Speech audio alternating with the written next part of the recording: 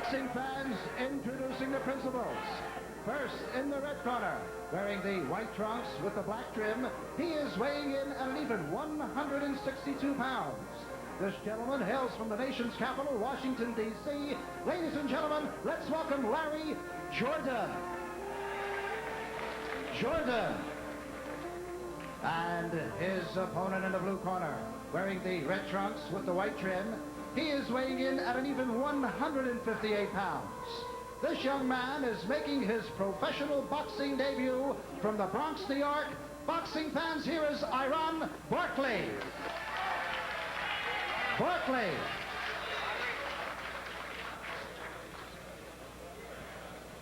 Men, you guys are professional fighters. I expect you to act like professional fighters. Both you understand. I want a good, clean fight. Any low blows, any thumbing, heeling, butting, the whole bit will cost you the round. Every round if I have to. In the event of a knockdown, the guy standing, go to the furthest neutral corner, stay there until I call you back. When I say break, protect yourselves at all times, break clean. Both you got that? Both you touch gloves now? Good luck. Frank Cappuccino with the final instructions for both of these middleweights. Larry Jordan in the white trunks from Washington, D.C., 162 pounds, 3-1 with 3 knockouts. His opponent, Barkley, in the red trunks from Bronx, New York, making his professional debut. Now, Barkley at 158, giving 4 pounds away to Larry Jordan. And this is a long-awaited pro debut for Barkley, who had a wonderful amateur career in which he, among other things, competed in and won a bronze medal in the World Games in Munich in 1982. And he has been a tremendous amateur, so everyone's anxious to see how well he'll fare as a pro. A rangy middleweight in the red trunks. You can see how he's very well built. Has fine reactions. Larry Jordan in the white trunks, 3-1 with 3 knockouts. So he has all 3 wins by knockout. And Barkley's been sparring with Davey Moore, one of the junior middleweight champions, who is preparing to fight Gary Guyton. And I understand Barkley's been doing a good job in the ring with him. Jordan is 28 years old, while Barkley is 22.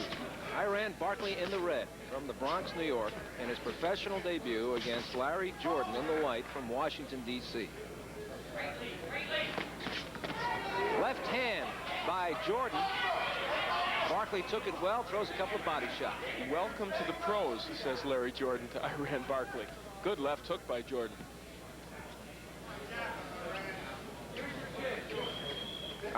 Barkley has a facial resemblance to Bob Gibson, Hall of Fame pitcher for St. Louis Cardinals. Very much so. Jordan took a 1.5-year layoff from the ring and came back in November when he lost a split decision to Dexter Mason back in November. 3 good left hands by Jordan. Barkley is standing right there. Should be giving him more movement. Didn't slip a punch. He's showing that this is his professional debut. Less than a minute to go in the opening round. Jordan is wild. He's kind of a windmill style, but very active and very busy.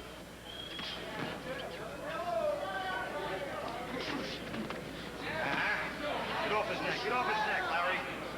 It looks like in this opening round now that Barkley hasn't mastered the technique of dipping when he should. Now, he's a tall middleweight, but there's a case to be made when to go down, to dip, to avoid a blow. He's straight up there and taking too many punches.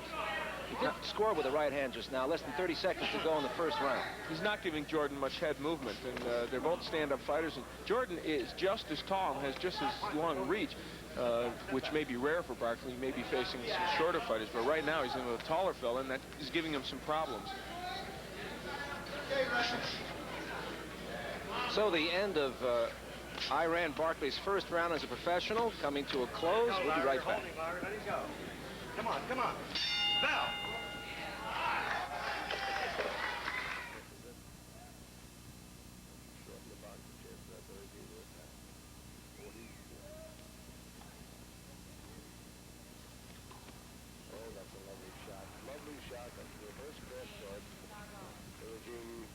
The deities, but they weren't listening. Let's watch that again. She short serve, she takes it, she comes in, she puts her shoulder into it, she chips it, she comes to the net,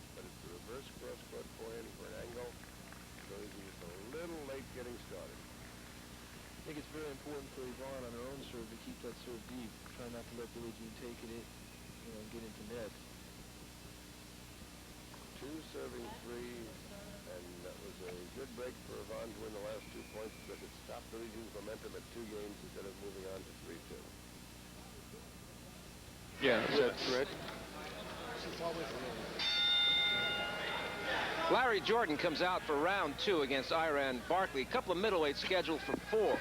Al, in the first round, Larry Jordan, a young veteran as far as boxing is concerned, not by age, he's 28 years old, but a veteran of 4 fights. All 3 wins by knockouts. Larry Jordan really looked like a wily old veteran against Iran Barkley, who was making his professional debut in that first round. Well, there he just landed a good left hook, and I gave Jordan that first round by not a large margin, but I thought he landed the more effective punches. And he's got a wild kind of windmill style, but he knows his way around the ring a little bit, and I think young Barkley thought he was going to be in there with a cakewalk, and he's not. Left hand by Barkley, but a countering right by Jordan. We couldn't get a tape measure on both of them. Left hand by Jordan, but Barkley ripped him with a countering left, and all of a sudden, Jordan went stiff-legged. A quick left hand, and we're only in the opening minute of round 2. Another left, and Jordan hit the canvas briefly with his gloves, and Frank Cappuccino gives him the 8 count. So Iran Barkley, making his professional debut, attacks quickly here in round 2. Well, one counterpunch turned things around, and Larry Jordan is still not clear-eyed. In big trouble at this point. He's holding on. He's not fighting back. And Cappuccino stopping the fight, looking deeply into his eyes and saying, the evening is over for you. So, quickly, Iran Barkley makes his professional debut with a technical knockout in round 2. Well, he certainly turned things around He had just been hit, too. He had just been hit, and his shot was a countering blow. Let's take a look at it in slow motion. We'll see, I think, him get hit by a left hook. There it is. And then there is his own left, and Jordan just walked right into it. And he delivered that blow after being hit, and also he was retreating himself. And that tells you a lot about his power. Good counterpunching as we take another look from another angle at that punch. Barkley throughout the fight was able to counterpunch well, and I think as he goes on in the pro, that may be one of his strong suits. And here's the point at which the fight was stopped. Jordan was in a lot of trouble at this point. Barkley was hitting him with virtually everything, and when you slow it down and look at it like this, well, that was a knockdown, I guess, before the point at which this fight was stopped. But you can see the punishment that Larry Jordan took. Very impressed with Iran Barkley taking a left hand and on the retreat delivering his own left hook, and he anesthetized Larry Jordan. Both the ring physicians are in the corner of Jordan, make sure he's okay. Frank Cappuccino took no chances. Here's the official time from Ed Darien. Ladies and gentlemen, referee Frank Cappuccino stops this bout at 1 minute and 29 seconds of the second round, and a winner by a TKO in his professional boxing debut, ladies and gentlemen, Iran Barkley. Young middleweight from the Bronx, Iran Barkley, gives us an exciting start on our top-ranked boxing card from the Sands Hotel in Atlantic City. Straight ahead, junior middleweights, Sean Mannion and Bill Bradley.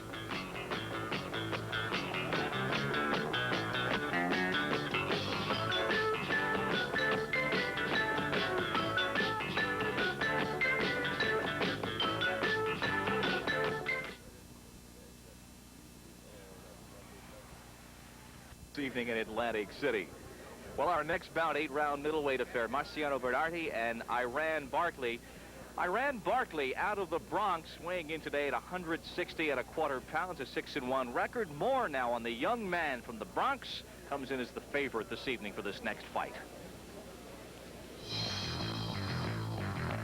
Iran Barkley, an impressive young middleweight out of New York City. Of those 6 wins, 4 are knockouts. His style, he's powerful and he is fluid. We saw him on ESPN in Atlantic City as he took on Frank Minnitt in a 6-rounder. Midway through round 5, Barkley cornering Minnitt, working him over convincingly, but Minnitt refusing to go down. As the two battled towards the final moments of the final round, Barkley continued to have the upper hand, but he appeared to have punched himself out. Still, both fighters relentlessly throwing and receiving blows until at last Minton could take no more. Referee Joe Cortez watching the action and stepping in to stop it, and not a moment too soon for Iran Barkley. He was the winner, but he was exhausted. He had held on long enough for the TKO, and he was up in a second to get the decision. So Barkley brings that 6-1 and 4 KO record into this fight this evening against Marciano Bernardi, the young man originally from Puerto Rico who now makes his home in Patterson. And let's check in once again with Michael Buffer. And now, ladies and gentlemen, this contest is for 8 rounds, and it's in the middleweight division. The man in charge of this bout is the popular referee, Zach Clayton. Now introducing in the blue corner, wearing the black trunks with gold trim. He weighs 160 1/4 pounds from the Bronx, New York. His record, 6 victories against only 1 loss, 4 by knockout. Introducing Iran the Blade Barkley. And in the red corner, wearing the red trunks with white trim, he weighs 164 1/4 pounds. Originally from Puerto Rico, now fighting out of Patterson, New Jersey. His record, 26-8, 19 knockouts. Introducing Marciano Bernardi. And Zach Clayton, our referee, will issue the instructions to Bernardi and Barkley. 8 rounds. Good, clean fight. It's up to you. Tell you to break, I want you to step back, then resume fighting. Protect yourself coming out of that clinch. Okay? Shake hands now. Good, come out of the fight. Good luck to both of you. Bernardi spent a large portion of the day losing weight. Iran Barkley will be in our black trunks. Out of the blue corner with that record of 6-1, and Bernardi with a record of 26-8 came in today at 168 after having already lost 3 pounds and had to lose 3 more to make the weight at 165, the weight at which they agreed to fight. Bernardi wants to come out and touch gloves. Barkley wanted to get right down to action. What effect, if any, would that weight loss have today? Well, I think that kind of weight loss in 2 days you would expect to have a big effect, especially as this fight wears on. Scheduled for 8, and you have to wonder whether he will be as strong in those middle to late rounds.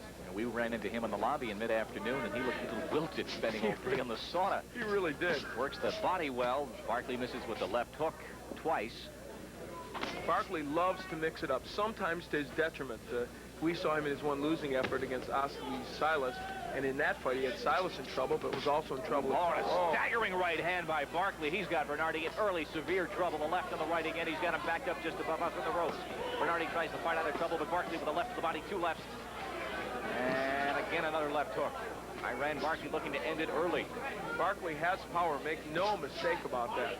He can hit with a good left hook, and we saw the straight right hand from him. And a good left hook as well, and Bernardi in the red trunks.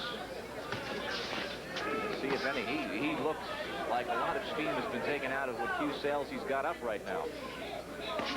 The left-right combination. Bernardi tries to work the body. The left hook. A good, strong left by Barkley. Well, he hurt him with that left to the body. Another left to the body. And Iran is working it well to the body. Marciano Bernardi comes back with a left of his own to the jaw of Barkley. Round 1. Good action.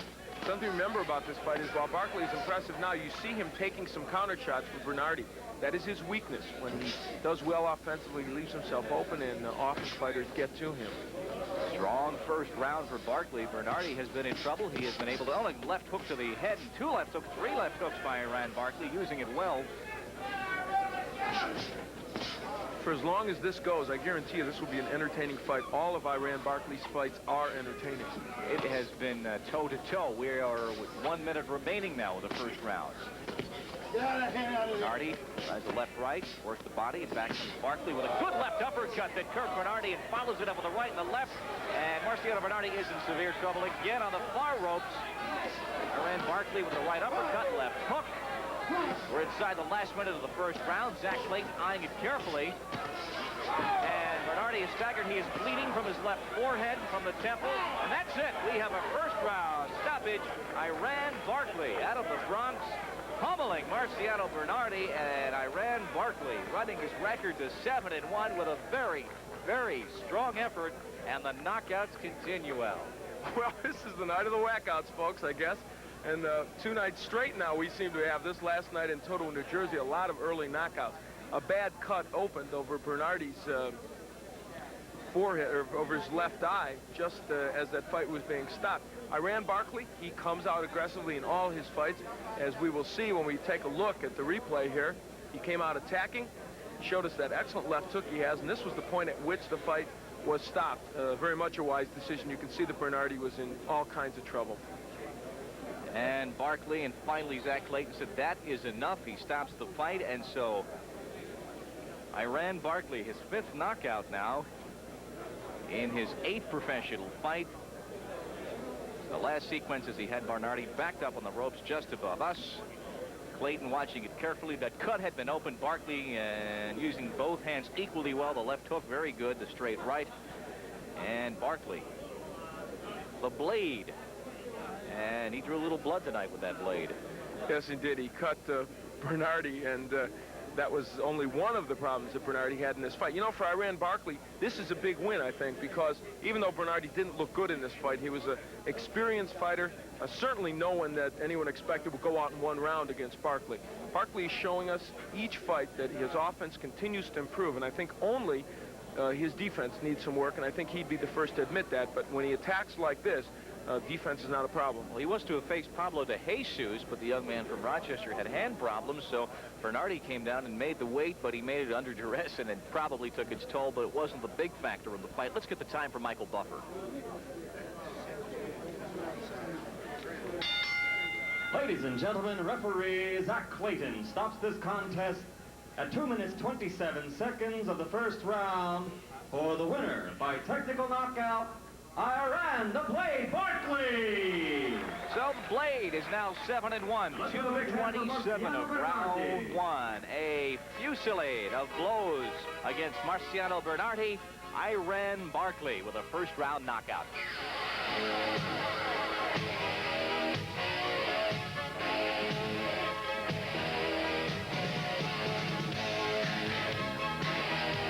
Co-featured events. Let's go to Michael Buffer for the introductions. Now, ladies and gentlemen, this is our co-featured main event. 10 rounds in the middleweight division. The referee for this bout is Joe O'Neill. And now introducing into the red corner, wearing red trunks with red, white, and blue trim. He weighs 158 3/4 pounds from Brockton, Massachusetts. His professional record, 18 victories against only 3 losses and 1 draw, 14 by knockout. Introducing Robbie Sims. And in the blue corner, wearing white trunks with blue trim, he weighs 158 1/4 pounds from the Bronx, New York. His professional record, 7 victories against only 1 loss, 5 by knockout. Introducing Iran the Blade Barkley.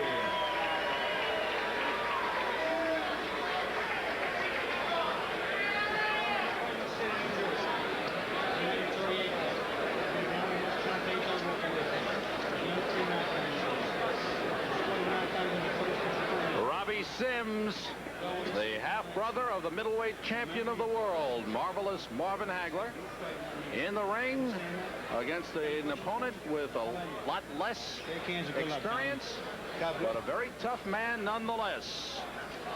23-year-old Robbie Sims from Brockton, Massachusetts, set to go against 23-year-old Iran Barkley from the Bronx, New York. Barkley 7-1. 5 knockouts. Last fight, December 15th, knocked out Marciano Bernardi in the first round. Sims, the southpaw, as you can see, in the red trunks. Barkley in the white trunks. And trust me, folks, this will be a lot more action-packed than the last 6 rounds you saw. Both these fighters like to mix it up early. Robbie Sims has got speed. He's got good boxing skills. He has a questionable chin. Sims working the body very well on Barkley. Good left hook by Robbie Sims.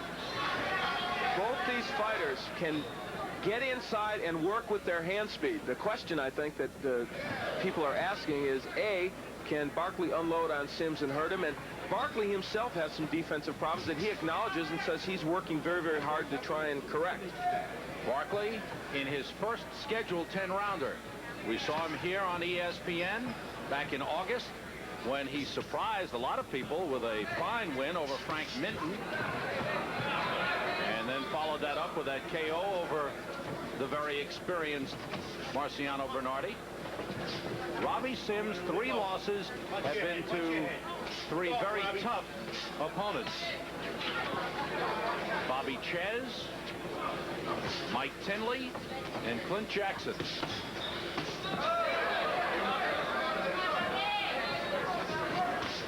Good right hand got in by Robbie Sims.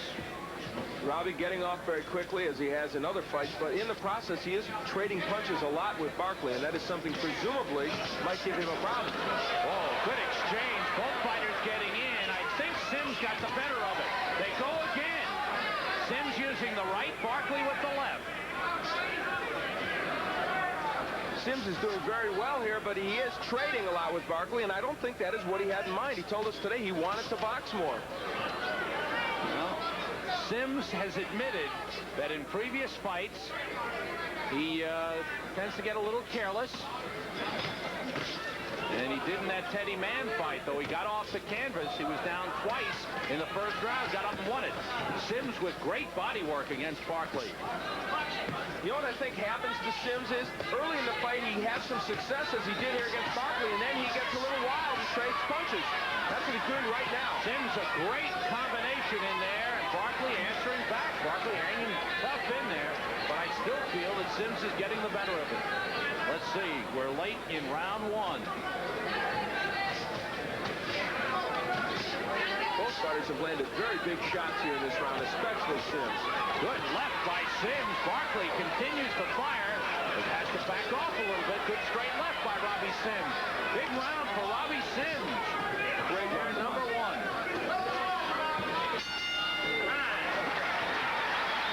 Follow Robbie Sims back into the corner, where Goody Petronelli comes out to talk to him, and I think Goody had to be fairly pleased. I don't know if it goes with a game plan, but certainly Sims fought well. Let's listen in. You get the big round. You're throwing, get the hell out of here and box. Right? That's where you're supposed to box. Correct? That's box. Don't dance slug, do it. It ain't a fight plan. Box this. It's not a fight plan. Good. We'll take a look here. We'll take a look at some of the action from the last round. You see the good right hook from Sims, and that landed on the chin of Iran Barkley. The right hook, a good weapon. Well, as you heard, the Petronellis both saying, Goody and Pat telling Robbie Sims just what we said. It was a good round, but don't stand there and slug it out with him.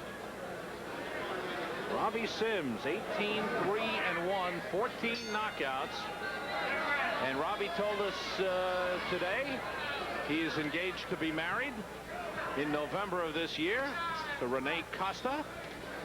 And he says Renee has watched several of his fights and certainly has had an influence on him. He says he's working harder, concentrating more. Robbie Sims in the red trunks, Iran Barkley in the white. Sims working the body. Robbie's laying on the ropes a little bit more than I think the Petronellis would like. That's where Barkley can get to him, although there he moves away well. Fumbled a couple of times here. First round, an excellent round, and I thought Robbie Sims won it. He landed, I thought, the better of the punches of the two fighters, although Barkley did get to him with some good shots. Would you say there was more action in that first round than in the previous 6 in the heavyweight bout? I would say that's a 6th bout. Punch out of there. Sims is the second lefty that Barkley has fought as a pro. Barkley fought Bruce Starling, but he faced many southpaws as an amateur, and he doesn't feel that Sims' southpaw style will present that big a problem.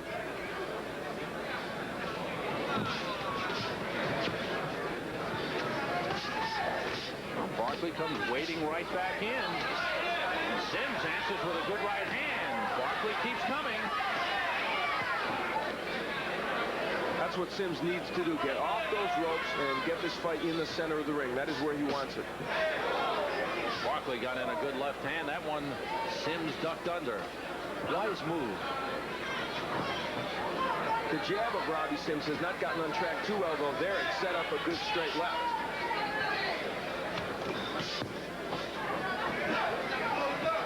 Robbie Sims, who says he'd like to get another crack at Bobby Ches.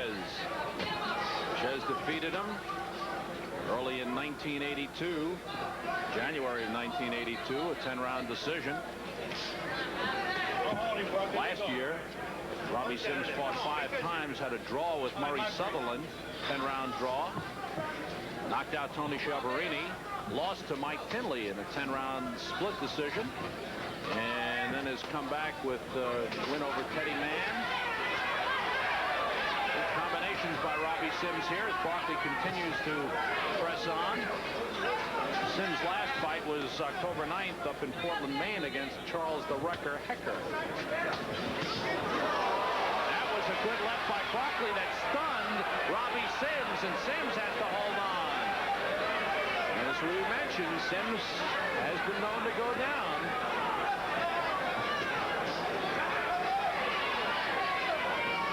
Final seconds of round 2 as Barkley comes on at the end of the round.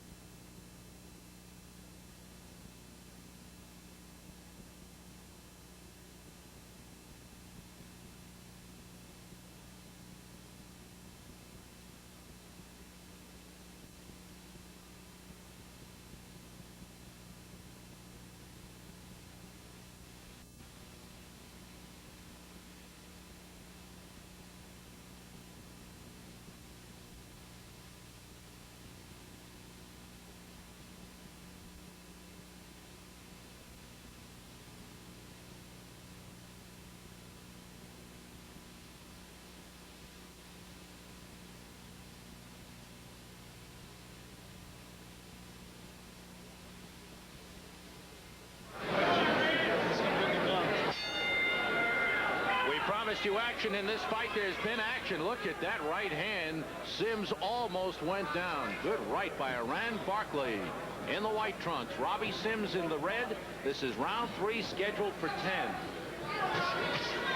Iran Barkley, I think when he came into this fight, had to wonder deep down in his heart, can I deal with an experienced fighter like Robbie Sims? And even though I think Sims has done well in the first 2 rounds, Barkley is starting to gain some confidence, and Sammy understands now he does belong in the ring, at least with Sims. Barkley had an amateur record of 30-4, won a gold medal in the Empire Games in New York in 1981. Sims getting in a flurry with a good right hand. Barkley gets tagged with a right, but keeps coming on. Joe O'Neill is the referee. The combination punching that we have seen from Sims so often, even in losing efforts, has not been there yet tonight. He's landing one shot, but even though he's throwing combinations, they're not landing as effectively as we've seen them land in the past for him.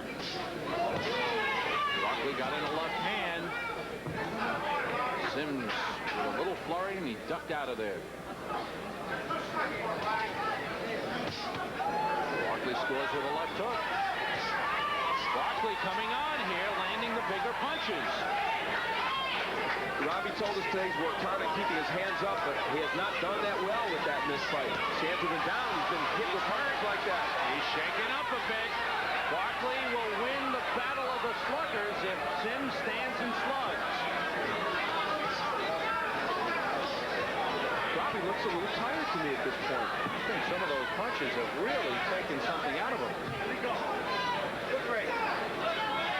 I don't think it's an understatement to say that a loss here would be devastating to Robbie Sims against a fighter with this level of experience, even though Barkley has ability. So a lot on the line for Robbie Sims at this moment. And Barkley starting to get people to notice him. Can he keep up this kind of pace? He's never been more than 6 rounds. This is round 3. Nice little flurry by Sims. Holding that corner, and Barkley answers back with that left hook. Less than half a minute to go in round 3. Oh, good flurry by Sims. And Barkley staying right there. He's not moving out. He will not let Sims out of that corner. Finally, Joe O'Neill pries them loose. Barkley gets in the right hand. And again, Sims answers with a left. Boy, are they going back and forth. Barkley with a two-fisted attack. Comes to the end of round 3. What a round. Fans loving it here. In the ballroom at Resorts International. Good round, and Barkley coming up with some big punches. Tough to score because Sims had some nice flurries in there. Yes, indeed. He landed perhaps more punches, but Barkley with the harder shots in that round. And Robbie did get the combinations on track, what I talked about. May not have won him the round, but he was able to land those. Take a look at some of the action early in that round. Nice left by Barkley.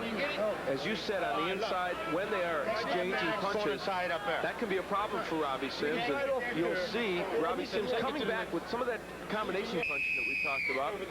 Good right and a left. And for Sims, if he's to win this fight, Sam, I think his hand speed will be what does it. We come to the start of round 4. Scheduled for 10. Rand Barkley in the white trunks. Robbie Sims in the red. These are middleweights. And let's check out Al's scoreboard. Let's take a peek and see who he has in front. I've got Robbie Sims ahead 2-1. I gave the last round by a pretty narrow margin to Rand Barkley. I think the significance of that round, even more than Barkley winning it, is that he took a little bit out of Robbie Sims, and Sims was holding a little bit. We'll see if Robbie gets his second win. Barkley in his 9th professional fight, 7-1 with 5 knockouts. The one loss was in his 3rd professional fight, a 4-round decision to Osley Silas. Good left hand by Robbie Sims. Rocked Barkley a little bit. And Sims took a left hook also that hurt him a little bit. Then exchanging. The combination by Sims works well.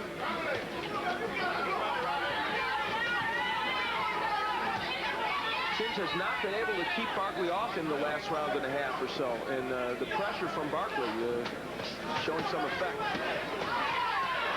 Good combination by Barkley. Backs Robbie Sims off.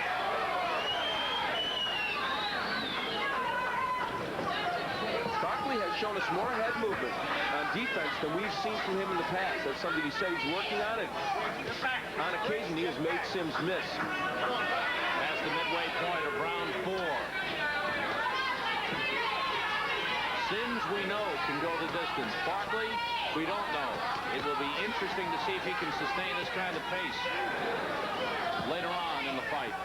You know what, in the final analysis, Robbie Sims' biggest problem, I think, is that he slaps with his punches. Forget everything else, even the defensive problems. He just simply tends to slap with his punches, and that diminishes the power, and that's why he can't exchange with other fighters. He lands a lot of punches in every fight, but they are just not big bombs. And he's strictly an arm puncher. Does not get his body into those shots. Barkley got in a good left hand. Boy, this has been some pace. Indeed, and as with all of Robbie's fights here in Atlantic City, tough to score. Here they go, back and forth. And Sims, of course, has questioned a couple of the losing decisions that he's gotten here in Atlantic City. Again, Barkley getting the better of the exchanges. He rocked Sims with a right hand.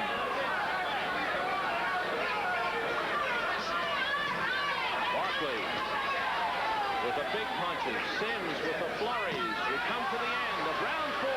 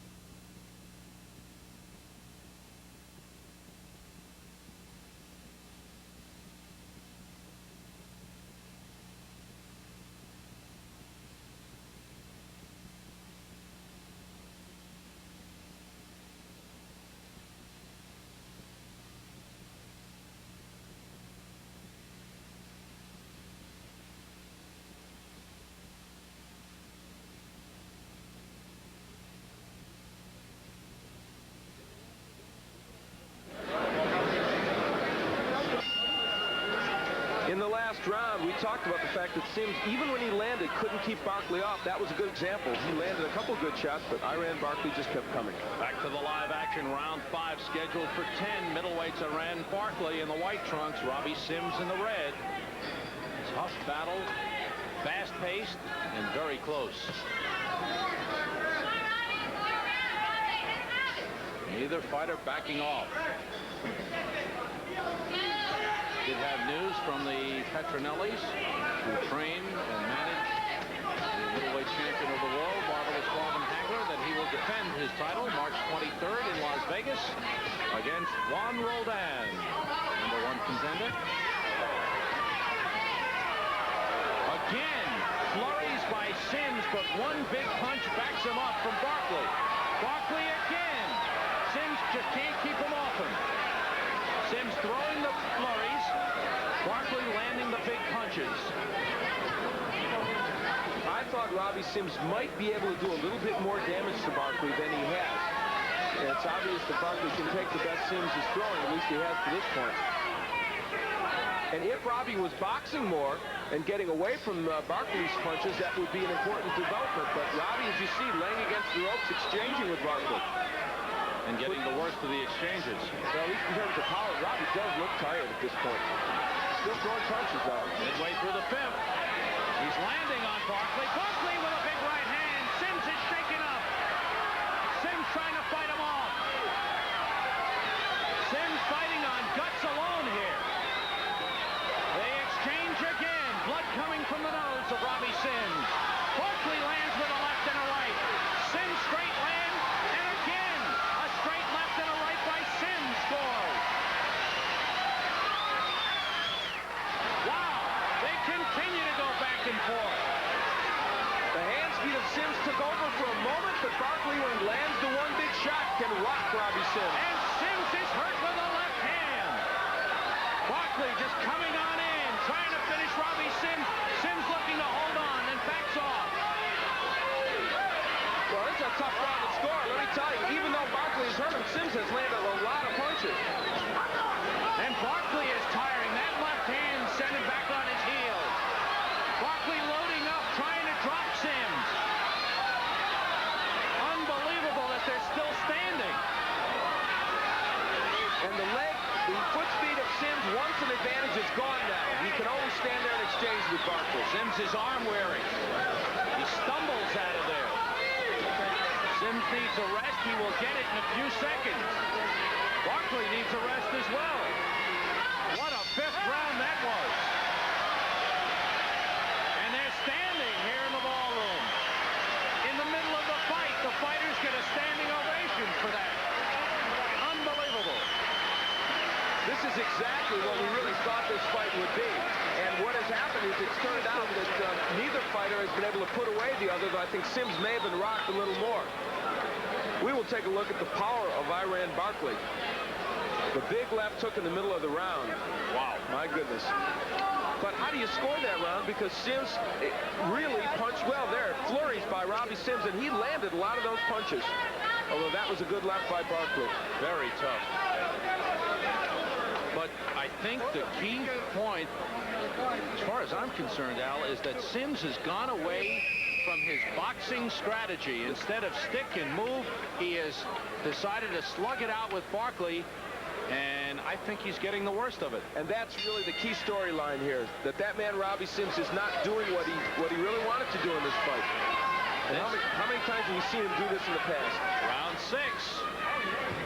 He has shown us tremendous courage in that last round. Took some great shots from Barkley. Okay, let's see how you have it scored, Mr. Bernstein. Oh, boy, you pick it. I got it 2-2-1, dead even, and those rounds so close to judge. And this could be a fight where there's a big edge for somebody because a judge likes rounds, you know, a number of rounds that one fighter had. That's what happens in Robbie's fights. Good right hand by Robbie Sims. And another good right hook. And we start to think now that Barkley's never been past 6, and his legs look wobbly. Yes, but he keeps coming. He is going out, and a right uppercut lands by Robbie Sims.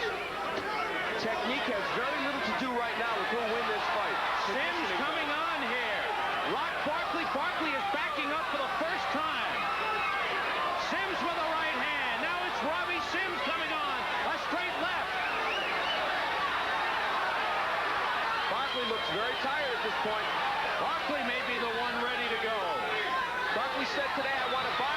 conserve energy. Boy, he hasn't done that either at all.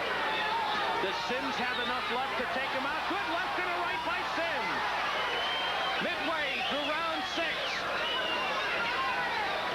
Now it's Barkley showing the courage by hanging on and not going down. And Sims walked into a left hook from Barkley. That's something he's got to worry about even at this point as he attacks.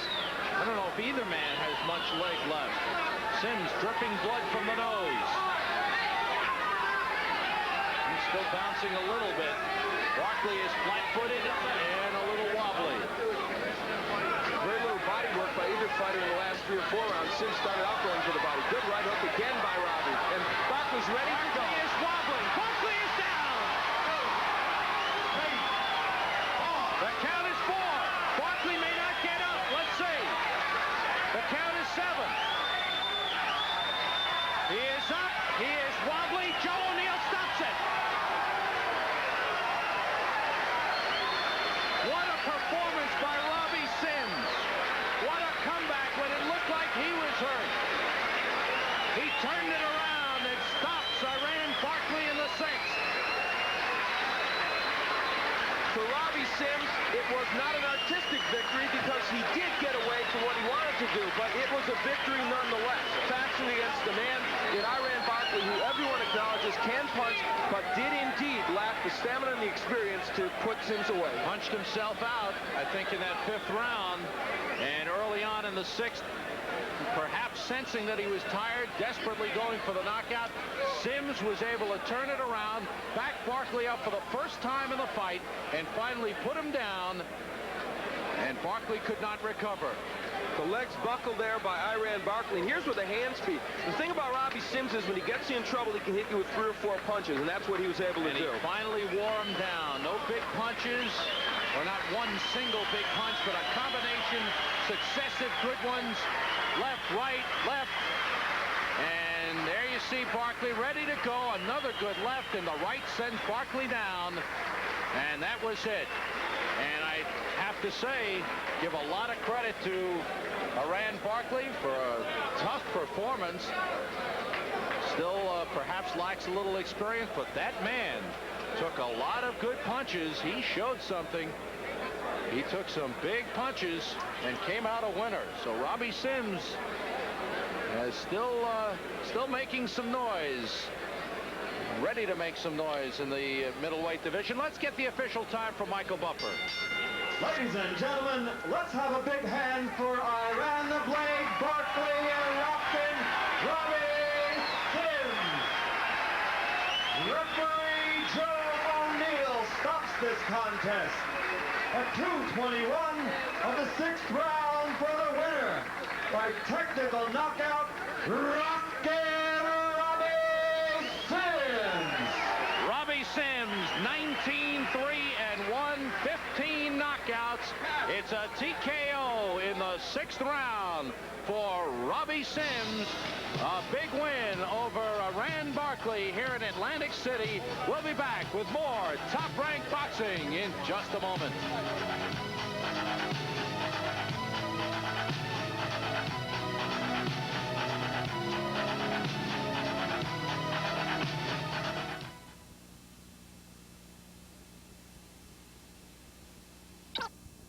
Former on ESPN, though sometimes his fights are a little too exciting to suit his trainers.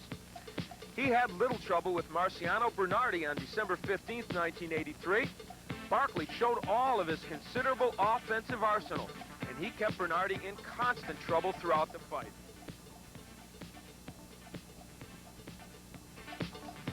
In stopping Bernardi, Iran showed the power that made him an amateur champion. Only 1 month later, however, he was to face the experienced and durable Robbie Sims. It was a war throughout 6 rounds. Iran hurt Sims early, but the pace took its toll and Barkley tired. He lost on a TKO in the 6th round, but he learned from this loss.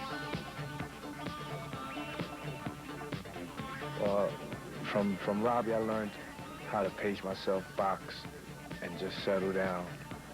Basically, you know, I'm not going to overload myself. I'm going to take my time and make every shot count.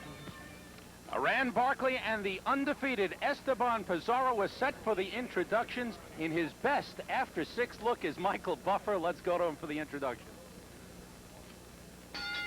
And now, ladies and gentlemen, from Resorts International Casino Hotel in Atlantic City, right here in the great state of New Jersey, let's get ready to rumble with Top Rank Boxing. All the bouts this evening are governed by the rules and regulations of the New Jersey State Athletic Commission. The Deputy Boxing Commissioners are Robert W. Lee and Nick D. Balistrari. The 3 judges this evening are John Stewart, Al DeVito, and William Kostrub. In attendance at ringside are 2 physicians appointed by the Boxing Commission, Dr. Ronald Wood and Chief Ringside Physician Dr. Frank B. Doggett. The referees, working on an alternating basis, are Steve Smoger, Larry Hazard, and Paul Venti. The timekeeper for all bouts is Roy Johnson. And now, let's get ready to rumble for 8 rounds in the middleweight division. The referee for this contest is Larry Hazard. Introducing first in the red corner, wearing the red trunks with white trim. He weighs 160 3/4 pounds. He comes to us from the Big Apple, New York City, with a professional record. 7 victories, only 2 losses, 5 by knockout. The Blade is back, ladies and gentlemen. Iran, the Blade Barkley. And introducing in the blue corner, wearing the black trunks with white trim. He weighs 160 pounds even. Originally from Santurce, Puerto Rico, now fighting out of New York City. Undefeated in 15 bouts, 14 victories, 1 draw. Ladies and gentlemen, Esteban Pizarro. Like the way Michael rolls his R's. Larry Hazard calls the fighters to the center of the ring. Both familiar with the rules of the New Jersey State Athletic Commission. I'm here to enforce those rules and to remind you that you are to conduct yourselves in the spirit of good sportsmanship at all times. Also, I will not hesitate to take points away from you if you fail to abide by the rules. Okay, let's have a nice, clean fight. Okay, you have any questions? A little translation first. We are set to go. Scheduled for 8. Aran Barkley, 24 years old, from the Bronx, New York. 7-2 is his record. Across the way, 20-year-old Esteban Pizarro in the black trunks. 14-0-1 with 4 knockouts.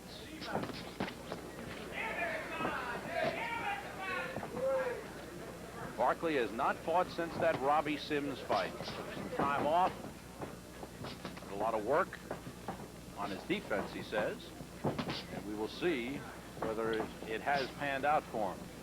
For those of you who did not see the Robbie Sims fight and have not seen Iran Barkley before, he's always been an action fighter. There's a good left hook from him, a big weapon of his. But in the process, he tends to take too much punishment. And as Sam said, that's what he's been working on in the gym, trying to correct and improve upon that defense. That and stamina, because in that Sims fight, he had Sims hurt. He really punched himself out in the 5th round, and Sims was able to stop him in the 6th. And when they stopped it, I had Barkley ahead 3 rounds to 2 in that fight. He had hurt Sims early, and the big punch to look for from Barkley is the left hook. He's tried it 3 or 4 times in this fight.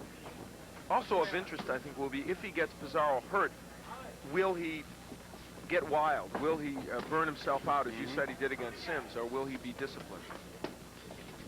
Pizarro is a boxer. You're not going to see big punches from him, though he did knock down Bumblebee Bunch, Henry Bunch, in his last fight, twice in the 1st round. Stung him, we could say.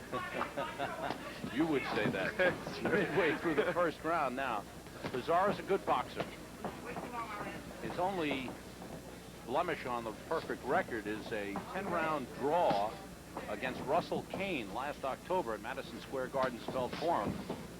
In that fight, one judge scored it a draw, one judge scored it 5-3-2 for Pizarro, another judge scored it 6-3-1 for Kane. I thought Pizarro won the fight. Good left by Aran Barkley, and he is showing a little head movement in there, slipping a little bit. You can tell that Barkley came out intent on boxing. This is much different than any of the 1st rounds I've ever seen Barkley in. He usually comes out very aggressive. 20-foot ring on the inside. big, and you see Pizarro using a lot of it when he's on the move. You know, we should point out, too, that not having fought since January 6th, some ring rust for Iran Barkley, and it may take him just a little bit, no matter how much work he's done in the gym, to get his bearings in there. Pizarro landed a good right. Barkley answered with his left. You'll see a lot of that in this fight. We are under 20 seconds to go in this first round, scheduled for 8.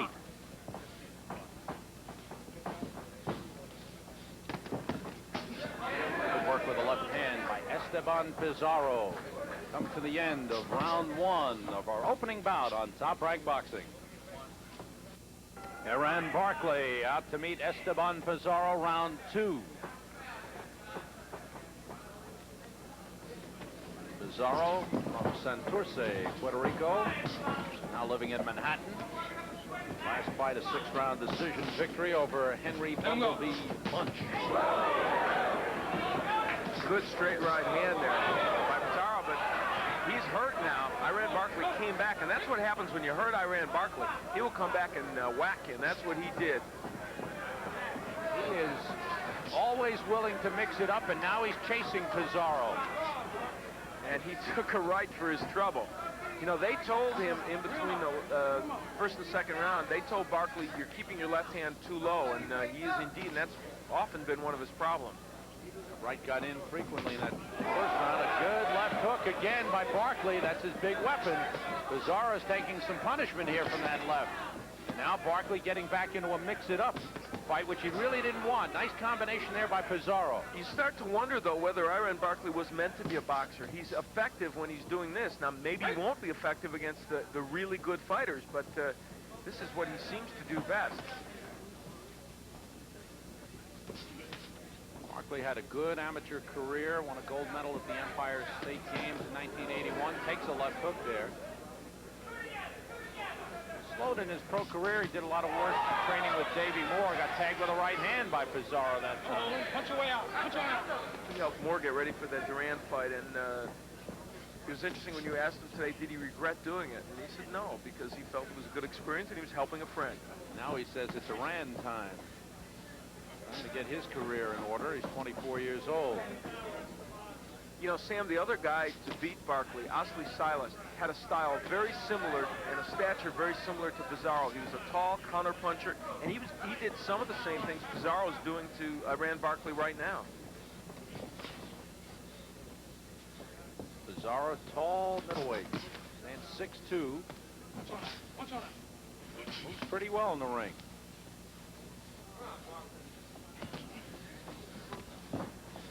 Barkley's kind of slowed down his attack now. Suddenly this fight has gotten quiet after the second round started off with a lot of action. I think they were very hopeful that Barkley could get his jab in against Pizarro, and it's never worked so far in these first 2 rounds. He's not gotten his jab in effectively, and as I said, they pinned a lot of hopes on that coming into this fight. We're late in the second round as Barkley tries to corner Pizarro. Pizarro does a good job of tying him up. We head for the bell, ending round 2.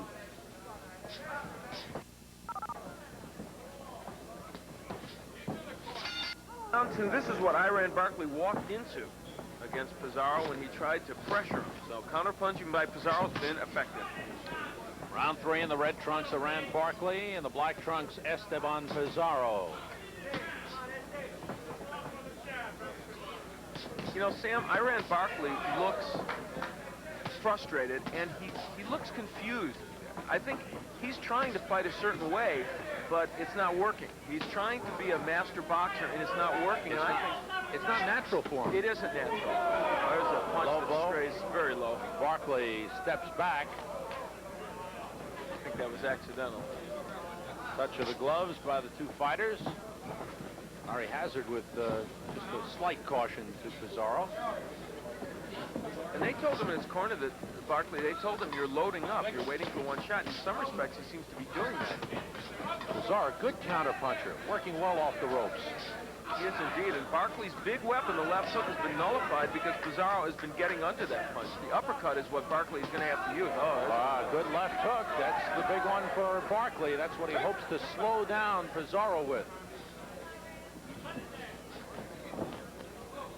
Good move by Pizarro. You saw him move away from the left hook and then just miss with the counter right.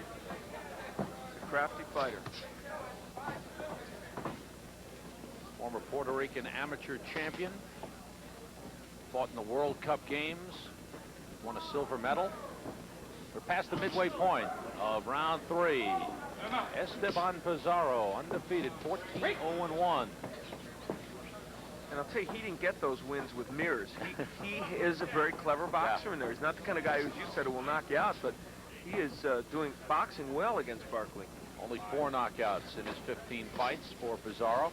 But you can see him slipping the punches and turning things around on Barkley. Even when Barkley puts punches together, as he did a moment ago, which hasn't been often in this fight. He used the elbows to control Barkley. Pizarro's a smart fighter in there. He's only 20 years old.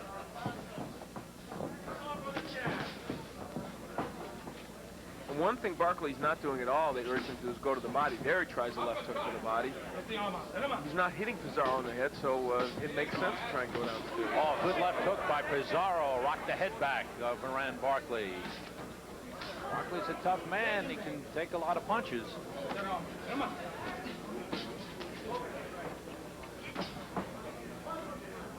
You can almost see Barkley trying very hard to pace himself in this fight. He's being very economical with his punches, but in the process, not scoring off.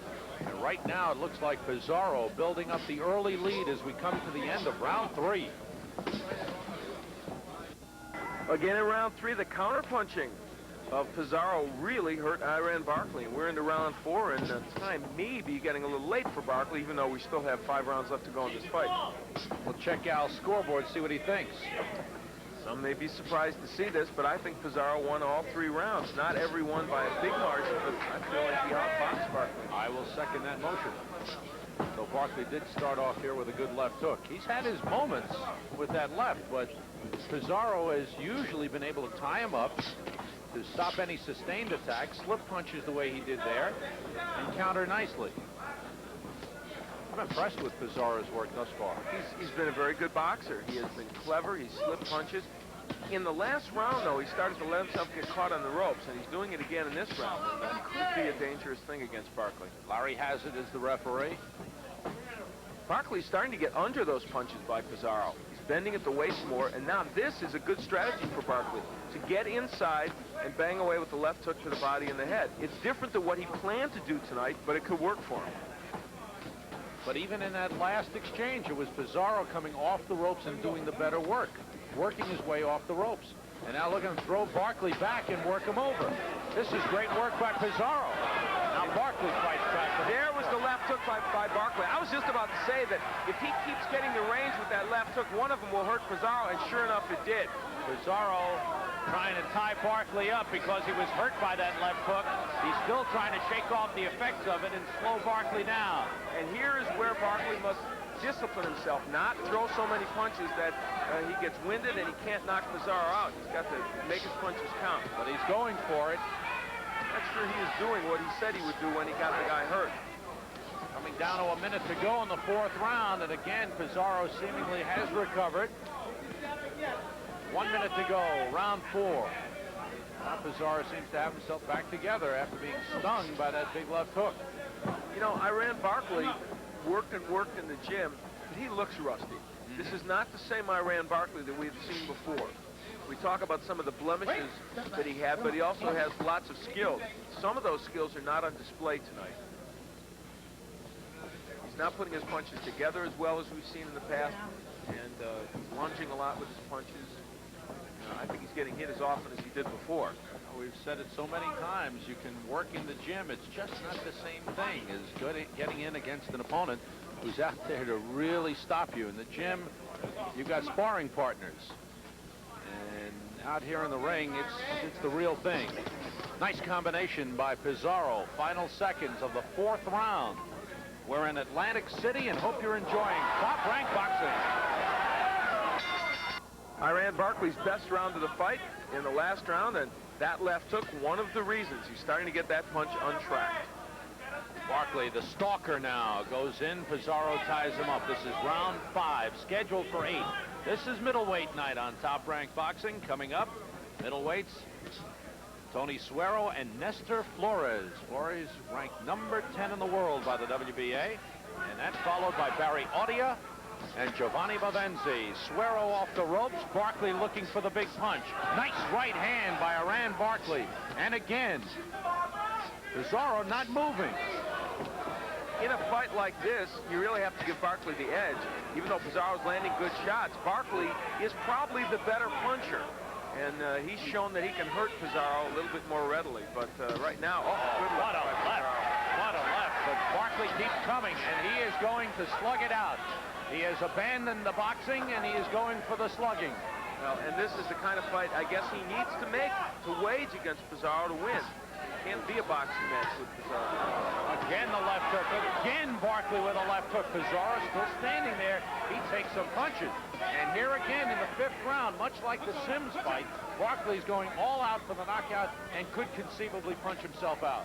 And he's taking some counter shots by Pizarro. Good left hook by Barkley. Again, midway through the 5th round. Barkley all over Pizarro.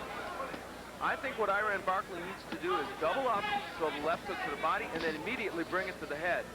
He's landing that left hook downstairs. I think Barkley is getting a little bit tired. Here comes Pizarro back. Pizarro does not want to be fighting off the ropes, though, Sam. He's counterpunching fairly well, but pressure of Barkley could be getting to him a little bit, even though Pizarro's still landing. Pizarro not moving. He has been slowed down by the big punches of Iran Barkley with less than a minute to go in round 5. And there's the uppercut from Barkley. That's an important punch for him to use when Pizarro's on the ropes. It's the one that'll get through.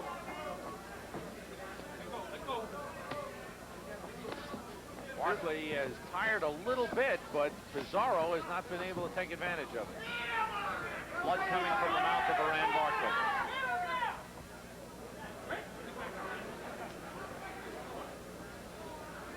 Half a minute to go, round 5. Not as crisp an effort from Barkley as we've seen in the past. He's landed some shots, but they're awkward, and he's not putting his punches together that well. But in this round, he has landed some big shots to the head of Pizarro. Barkley did things better in the 4th. I think he's doing a good job of taking this round here, and he might be right back in the thick of things after Pizarro got the early lead. They keep pounding as we come to the bell, ending round 5. Things tightening up in this 8-round middleweight bout. Iran Barkley in the red trunks from the Bronx, New York. Esteban Pizarro in the black trunks from Santurce, Puerto Rico, now living in Manhattan. And Barkley has picked things up in the last 2 rounds and scores with a left hook. Al, what's your scoreboard look like? Indeed, I've given Barkley the last 2 rounds, and I've got Pizarro ahead 3-2. And looking at your scorecard, you did something that you do about once every millennium, and that is you score the 4th round even. That was a tough round for me to score because Barkley scored some good left hooks, but Pizarro, I thought, outboxed him in the round. So the cop-out, the even round, I hate to do it. Every once in a while, there is such a thing as an even round. But Barkley has looked better the last 2. There's no doubt. And Pizarro is not doing what he was doing early in the fight.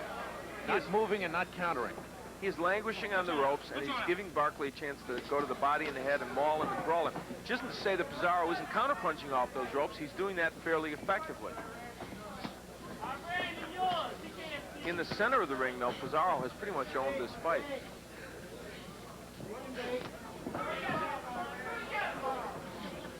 Neither man doing much with their jabs. Just flicking them out.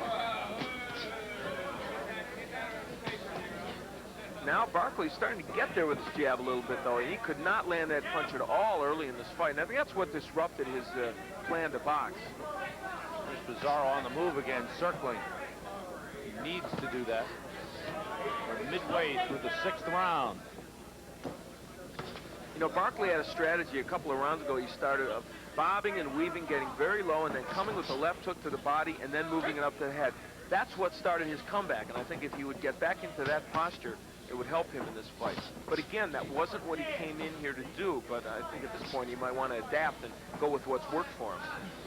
Less than a minute to go in the 6th round. Pretty quiet round at this point. Fought it at long range. Now Barkley moves inside and Pizarro ties him up effectively. Larry Hazard tries them loose.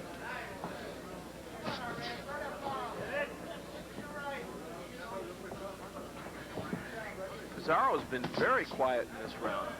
He is really pacing himself, and this is not the round to be quiet in. I'll tell you, Barkley's been mounting a comeback, and I would think Pizarro would want to take one of these rounds back. 20 seconds to go in the 6th round. And Pizarro's fight is definitely slowed down considerably.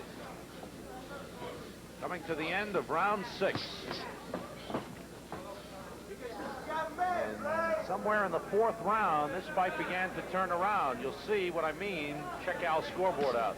The plot, as they say, has certainly thickened. It is 3-3 in my estimation. Gave the first 3 rounds to Pizarro, the last 3 to Barkley, and on my unofficial scorecard, I've got it even. I still have Pizarro slightly ahead, but definitely Barkley is the man coming on. Pizarro fighting a totally defensive fight. On the move and really not doing anything offensively in the last couple of rounds. And it's not just that he's trying to box Barkley and move. He's not counterpunching as he was earlier in the fight, so he's not doing anything offensively. Barkley hasn't been able to mount that good an attack, at least he did in the last round. In this round, he's pecking away with the jab, but it's enough to win these rounds, perhaps. Absolutely. And he is making Pizarro miss. That's slipping done by Barkley. That's good news to his cornerman. Barkley trains at the ringside gym, 8th Avenue and 40th Street in Manhattan. Trained by Bobby Miles.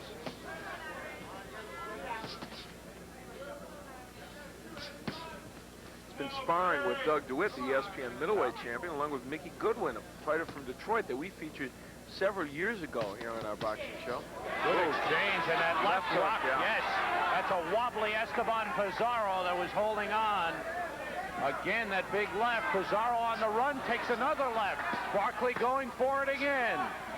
And Barkley goes to the body there in that sequence. A good idea. Has to be careful, though, because Pizarro can still counterpunch off those ropes. Pizarro's gone into a defensive shell, and it has cost him with less than a minute to go in the 7th round. Give Pizarro credit. He's been hurt 3 or 4 times by left hooks, and each time he has managed to compose himself, get his act together, and withstand the fury of Iran Barkley.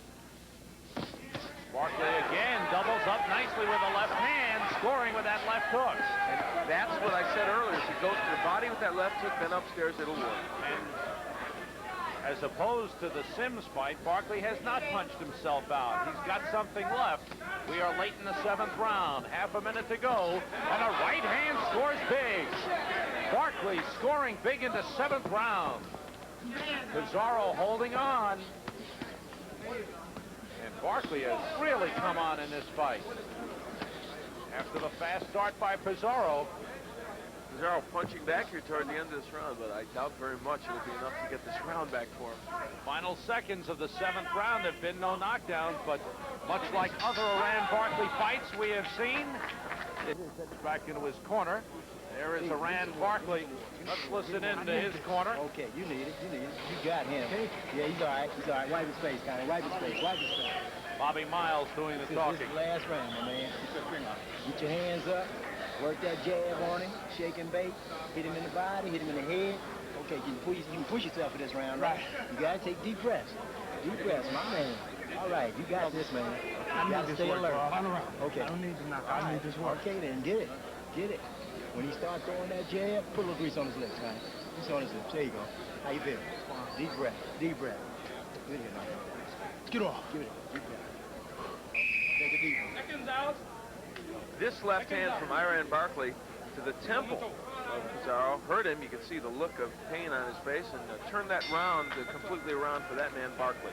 And this is it, 8th and final round. And Barkley has turned this fight around from the 4th. It is anyone's fight at this point.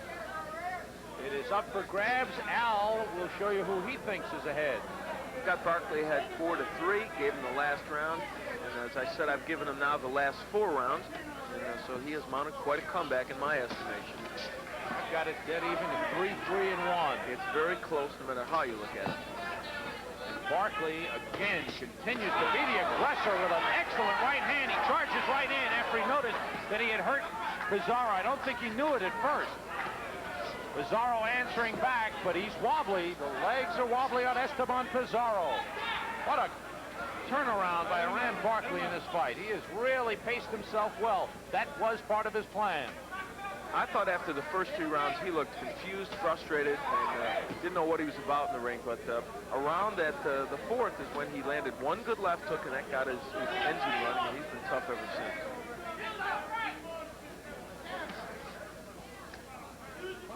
As my good friend John Condon would say, Esteban Pizarro is fighting a survivor's fight. At this point, it looks that way. But since the scoring's so close, he could still turn it around with a good round here. Does John Condon really say that? He does. Midway through the 8th round. Good combination by Pizarro. Lost his aggressiveness somewhere in the 4th round. I think maybe some of those left hooks took it out of him. He really did, and that is an apt phrase. He is fighting like a survivor in this fight. Much different than those early rounds. And it's getting late, and Iran Barkley has a look of confidence on him as he stalks Pizarro. With less than a minute to go in the 8th round. Pizarro, an unbeaten record on the line. 14 wins, 1 draw in 15 professional fights.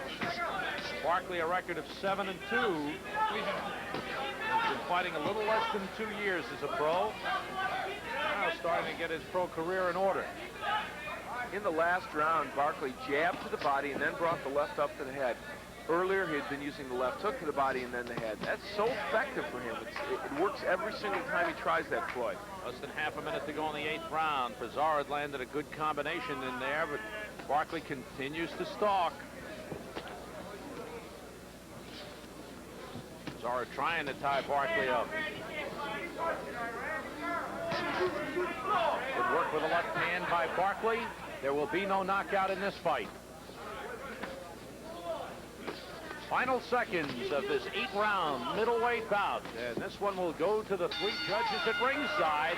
Tough battle. Well matched, well fought. And the judges will decide. They'll add up the scorecards, and we will be back in Atlantic City to bring you the decision in just a moment. Iran Barkley on the left, Esteban Pizarro on the right, awaiting the judge's decision. What did you think, Al? I gave the last 5 rounds to Barkley, and I have him winning the fight 5-3. I've got him winning also. 4-3-1 on my count. Barkley looks happy. Pizarro, I'm not sure. Depends on how many of those early rounds went for Pizarro and at what point the judges feel the turnaround came. Resplendent in lavender cummerbund and bow tie, Mr. Michael Buffer has the decision for us. Ladies and gentlemen, we have a winner by unanimous decision. Iran the Blade Barkley. There it is.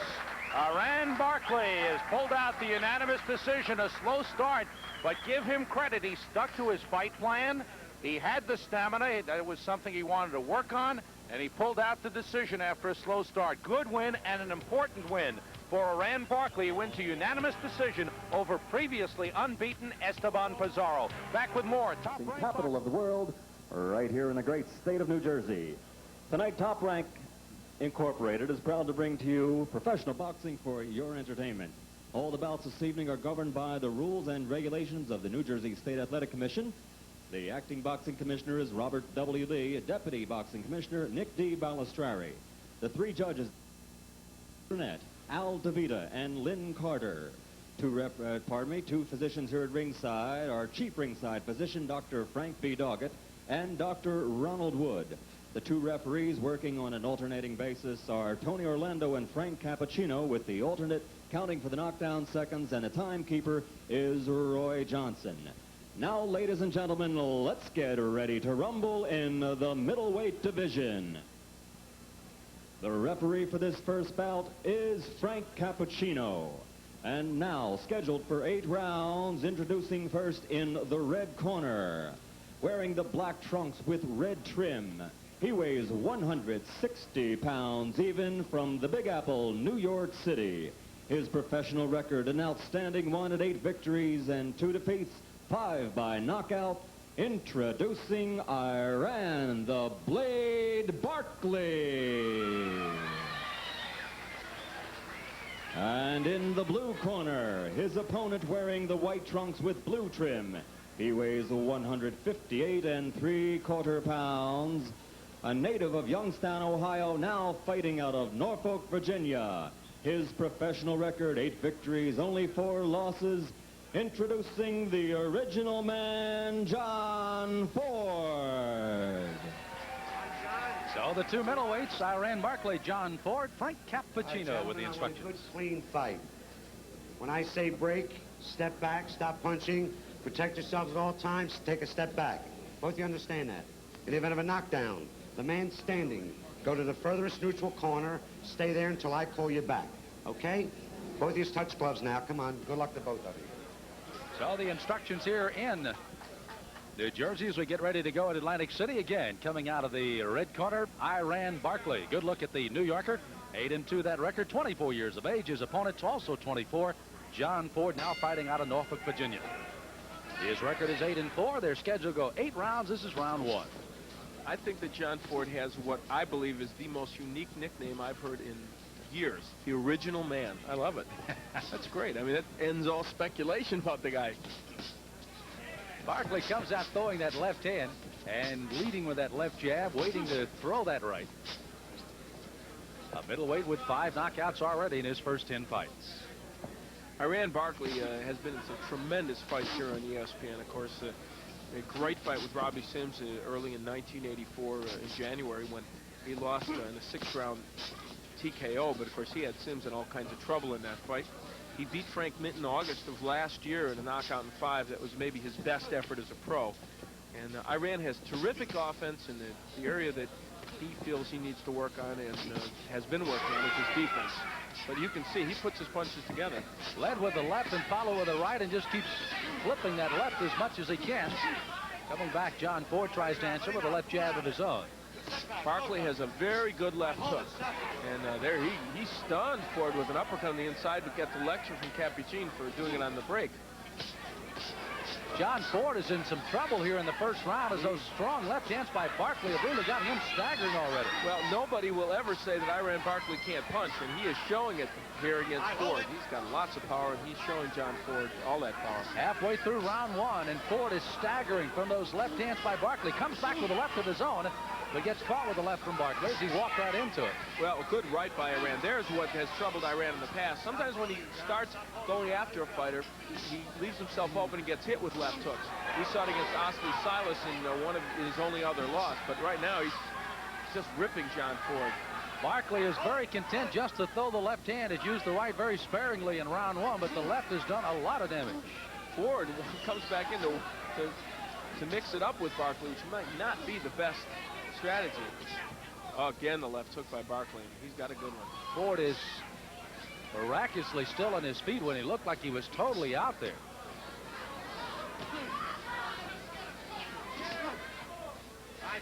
This is the first scheduled for 8 rounds of the middleweights here. John Ford, you can see, wildly throwing off balance, wades back in with 30 seconds to go in the round. No, good left to the body by Barkley. He brings it up to the head. This might be a time when Barkley should step back, use that jab and the straight right hand, and he's got both those weapons. Just stay out of the range of Ford and beat him with that jab and the right hand.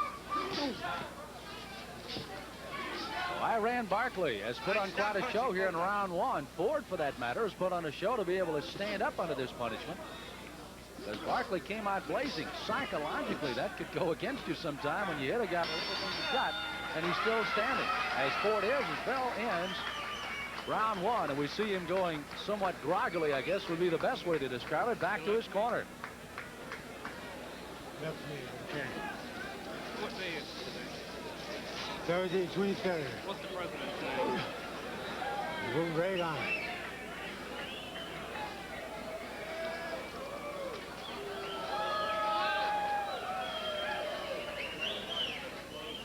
John Ford getting some instructions, ask those important questions. John. Shit, I'm gonna have to take care of that cut in the next round, John. I ain't got time to worry about it right now. All right? The doctor didn't give me enough time on it. All right, look, you're not throwing in combination. You're throwing one shot at a time, standing there and looking at this dude. We will see in the last round, Barkley, this was one of the good right hands. He did a lot of damage with his left, but that right hand landed right in the head of Ford. And Jerry Martin good advice to Ford. He said, you're just throwing one punch, not putting anything together. You heard what also could maybe create a problem further here in round 2, that the corner was not going to be able to administer to the cut as well as they wanted to, even though the doctor was right in there with him. Hey, we'll watch that closely for you as well, as Ford is not back down at all as he comes right out here in round 2. Barkley backing up, trying to pick those spots a little better now than he did in round 1. It's interesting, you know, Ford coming to Iran Barkley, so he, despite being in trouble in the first round, he doesn't want to, he's not content to back up and maybe clear his head a little bit. Here's where Barkley, who, as I said in the past, people have criticized him for being a little too overly aggressive and getting hit. He wants to show people that he has discipline as a boxer, and I think that's what this is all about right now. He's using his jab, the straight right hand, not getting overly anxious. Al, you alluded to some of his amateur perils, a gold medal, 1981 Empire Games in Syracuse, bronze medal in the 1981 World Games in Munich. So he has fought internationally with the best of them. He was a very good amateur, and was on the same New York team with Mark Breland was on it in a couple of those amateur competitions. And we certainly have an Olympic flavor here tonight with Myron Taylor's brother Meldrick in the audience, who of course won a gold medal in the featherweight division. I asked him if he brought his gold medal with him. He said no, but it is not far away. So I guess that means under lock and key here at the resorts. He knows where it is. And by the way, we'll have a chance to talk to Meldrick a little later on in the evening. Also be soliciting Al's comments on how this group of fighters may very well compare, if indeed they do, with that 1976 group that we saw. That has produced some great fighters, to say the least. Barkley, with Ford still waiting in, throwing that left hand, now has followed a little better with the right with a minute to go in round 2.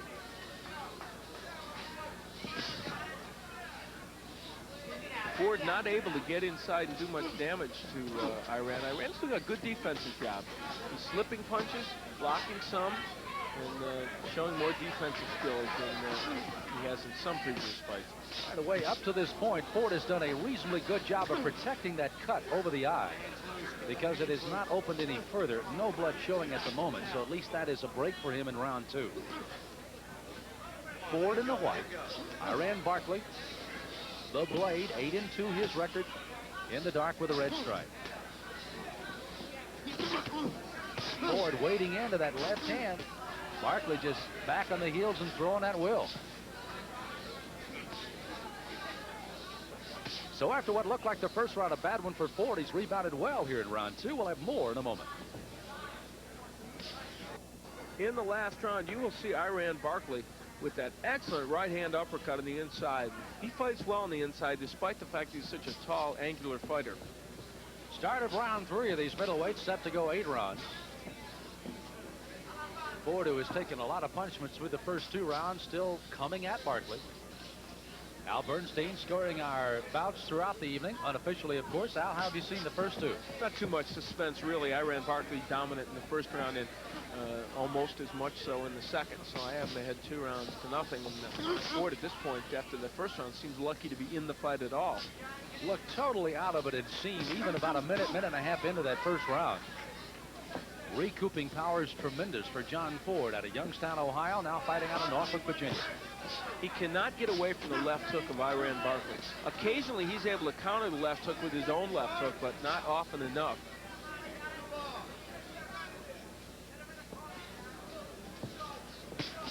Barkley, you see, flipping the jab, trying to set up that right. He did not throw that at all that much in round 1. Round 2, though, he did uncork the right, as you saw in the replay. He's got a good right hand. There you look at him, jab to the body and turn it with a left hook that's just missed. Iran Barkley with lots of good skills, especially offensive skills, and as I said, what he's been working on. Good change of pace that time, and the fact that he led with the right and followed with a good left hand, which has been the big weapon so far. Ford still just waiting in and has walked right into that left hand most of the night.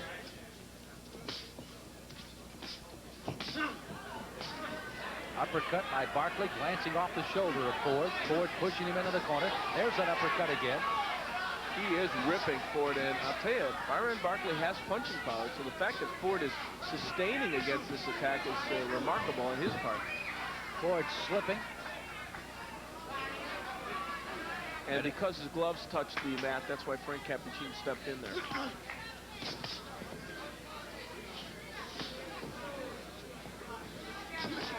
John Ford gamely staying in there with Iran Barkley, who has fought very well through the first two. Now here in round 3.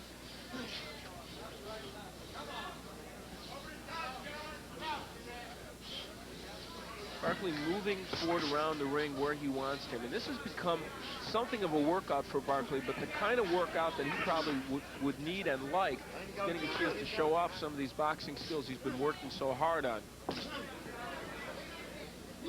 And Ford isn't presenting that much of an offensive threat, so it allows Iran a chance to do it. Iran Barkley, nicknamed the Blade, has been cutting a nice swath through John Ford so far through 3. We'll continue with more. Right now, let's listen to this. Round 4 of 8 rounds scheduled for the middleweights. Iran Barkley in the dark trunks, and the white is John Ford. Being somewhat chastised in his corner that he's not doing as hard a work here in the ring against Barkley as he's doing in the gym. I would probably have to think maybe Barkley may have something to do with that, Albert. Well, he probably does. And however, Jerry Martin very explicit to his fighter that he has to get busier and do more offensively. But when he does, Barkley's counter-punching well, and you see the combination punching of Iran Barkley. That's one thing about Barkley. Whatever criticisms anybody may have of him, he always punches in combinations. He really does. He puts punches together extremely well, and it's been his trademark. Even though somewhere along the way, I'm sure that Ford has landed some good punches. He throws the wild left. Barkley defense trying to improve that as well to go along with that combination punching. Ford waiting in for a couple of shots. But Barkley extremely good off of countering off of what Ford comes with him at tonight. Barkley has found a home for that right uppercut. And he's tried it there. He just missed it. But he's landed that punch often against Ford. The way Ford staggered back, I'm not sure he missed it that well, though, because Ford really took a couple of quick steps back, trying to regain his balance. Ford is keeping his right hand up better and blocking a few more of those left hooks now from Barkley. One of the things is just keeping him in the fight. Straight left hand by Barkley. Some blood at the mouth of John Ford. Barkley getting off first in almost every instance now. Always initiating the attack. Watch that head, John. Watch that head, John. Nearing the end of the halfway point of this bout as Barkley continues to pound away on Ford, even though Ford is the one who's been coming straight ahead on Barkley. Good right hand there by Barkley. He is landing big shots on Ford and has got him hurt. Good uppercut. Ford appears to be in the same shape he was in round 1 as he staggers around the room, and Barkley's starting to tee off on him. But Ford just keeps coming back. A good left to the right there. A left hand by Barkley. Staggers Ford again.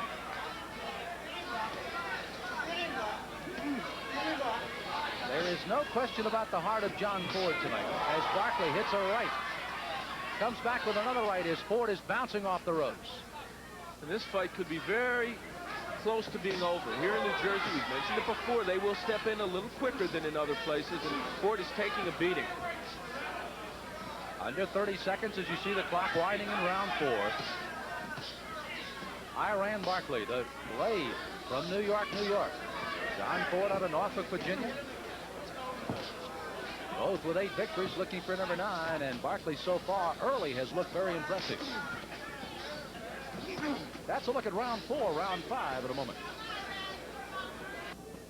Well, even though John Ford looks a little bit battered, to say the least, here against Iran Barkley, this fight has been stopped now as the corner of Ford said he has had enough, and that's it for tonight. So Ford will not fight anymore, and there will be the winner here, Iran Barkley, who moves his record to 9-2 and now gets his 6th knockout. The 24-year-old doing a number on Ford almost from the very start. Al Bernstein.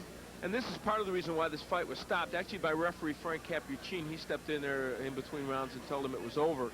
Barkley landing good combinations. He had Ford in all kinds of trouble in that last round, and Ford wasn't punching back, and I think that's the main reason why they stopped it. Some more action from that round. On the inside, Barkley is dominant as he was on the outside, and that right hand sent Ford reeling against the ropes. And Cappuccino didn't need much more convincing. So this middleweight fight is over. The official time on the TKO, and here is Michael Buffer. Ladies and gentlemen, referee Frank Cappuccino stops this contest at the end of the 4th round for the winner by technical knockout, Iran the Blade Barkley. So a good outing by Iran Barkley, the Blade, 9-2, 6 knockouts, defeats John Ford here tonight in the middleweight battle. We'll continue with more of our top-ranked boxing here from the Resorts International in Atlantic City, New Jersey. But right now, let's pause for this 24 knockouts. But he's won 9 out of his last 11 by knockouts, but fought only twice in the last 2 years. Our man and compadre Al Bernstein takes a good close look at this man from Detroit, Michigan. 25-year-old Mickey Goodwin has fashioned a 32-1 record over 8 years of boxing, but he has little to show for it. Perhaps his best moments came on ESPN in 1981 when he battered tough Teddy Man over 10 rounds. This round 3 action was indicative of the whole fight. Goodwin showed the good body punching and chin that were his trademarks. This fight helped gain Mickey a March 1982 title date with Marvin Hagler, but an injury to his left hand caused him to pull out and gave Kronk Gym stablemate Caveman Lee the chance. Goodwin left the Kronk Gym, but the hand injury and lack of effective management has kept him very inactive over the last 3 years. Now, campaigning in the new super middleweight division, Goodwin hopes to get things back on track if he can shake off the problems. Well, I broke my hand. I had a separation metacarpal carpal, and that was before a big chance for me. And then I was inactive. I was trying to get my own fights. What about your preparation? How much will that affect you getting ready tonight for Bobby Wall? I've been prepared excellent. I've been working with a lot of top fighters, Mike McCullum, and then David Sears, Edwards, and that. And these fighters are competent, and they've been making me sharp. Will you have to come right at him tonight? Yes, that's usually been my game plan the whole out through my career. You know, I can't stay out there and allow you to go around. I have to go take it to you. Mickey Goodwin, whose last fight, December the 23rd in '83, won him the Michigan Light Heavyweight Championship over Kenny Ringo, is ready to go. His opponent in tonight's fight will be Bobby Wall, also an interesting story. He's 10-0. However, he's 32 years of age and didn't start fighting till he was 29. Let's find out more about these as we officially meet the combatants for the light heavyweight. Here's Michael Buffer. And now, ladies and gentlemen, this is in the light heavyweight division, and man your battle stations. It's scheduled for 8 rounds. The referee for this bout is Tony Orlando. Introducing first in the red corner, wearing blue trunks with white trim, he weighs 174 pounds from Chesapeake, Virginia. He's undefeated in 10 professional bouts. All 8 by knockout. Ladies and gentlemen, introducing Bobby Wall. And in the blue corner, wearing the red trunks, weighing 173 3/4 pounds from the Motor City, Detroit, Michigan. His professional record an outstanding 132 victories, only 1 loss, 24 by knockout. He's known as Mick the Quick Mickey Goldwyn. Mickey Goodwin. Referee Tony Orlando summons the 2 fighters to the center of the ring for the instructions. I want a good, clean fight. When I say break, break clean, protect yourself at all times. I want you to watch your low blows and watch your head, okay? Understood. You have any questions? Shake hands, go back to your corner. So short and sweet from the referee as you see Goodwin going back to his corner. Bobby Wall, who hopes to pick up a victory coming from Norfolk with a good contention, runs about 5.5, 6 miles a day, so he's ready condition-wise for this one. Goodwin again. I think Al Bernstein, we've got to have some questions answered. He's been so good, but that layoff has got to take its toll. Well, this is, yeah, he's definitely going to have ring rust. There's no question about that. But he's the kind of fighter that now, the way he's fighting now is a little different than when we saw him when he was with the Kronk Gym. And he pointed out to me today when he talked to me that Emmanuel Stewart and the Kronk people are used to having straight stand-up fighters, tall fighters. Mickey Goodwin was kind of an aberration in that gym because he was a shorter fighter who needed to get down, crouch low, and work to the body. And he says he's perfected that style better now because he's working with people that are used to it. We'll see. Goodwin in the red, Bobby Wall in the blue. By the way, Goodwin is only 5'9" at 173 3/4. Wall not that much taller at 5'11" and 174. What Wall will see from Goodwin is a lot of pressure.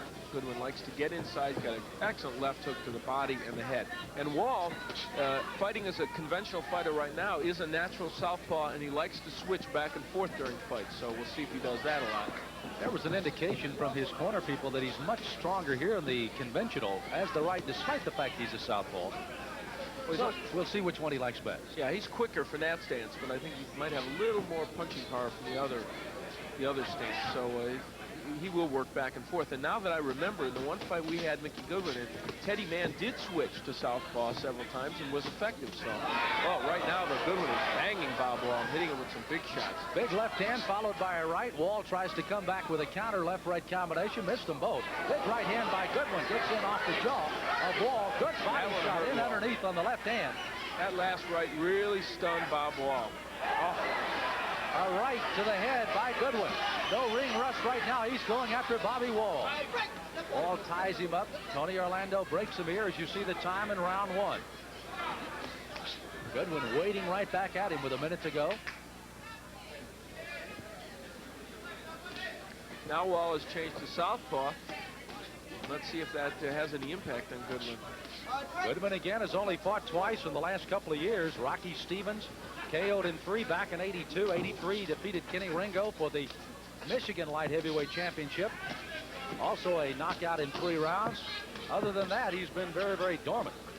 This is not the way Wall wanted to fight these first 2 rounds. He wanted to box for 3 or 4 rounds and take Goodwin into the later stages where they thought he would be tired. And, he's waging a battle on the inside with Goodwin, getting hit with big shots. Mickey Goodwin, 32-1, 24 knockouts. Bobby Wall, 10-0 with 8 knockouts. Light heavyweights battle out here in Atlantic City. More in a moment.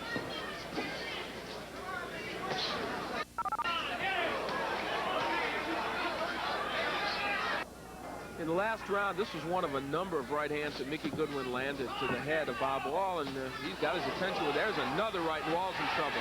Goodwin pounding Wall as they start the second, and Tony Orlando said, no, I will not let it go any further, and Wall in big trouble as Goodwin waded into it. And Orlando stops the fight here in the second, and maybe wisely so, as we take a look at Bobby Wall, who really is incoherent at the moment as he tries to look across the ring, pick out a friendly face. But again, Bobby Wall has been taken out by another knockout by Mickey Goodwin. Well, Mickey Goodwin just simply had too much power for Bob Wall, and we will take a look at the right hand here in this second round. There's the right that started all the trouble. The left hook, another left hook, and you see Goodwin putting his punches together. And right here, Tony Orlando is absolutely correct in stepping in because Wall has turned his back to Mickey Goodwin, and that all only took unofficially about 13 seconds into the second round.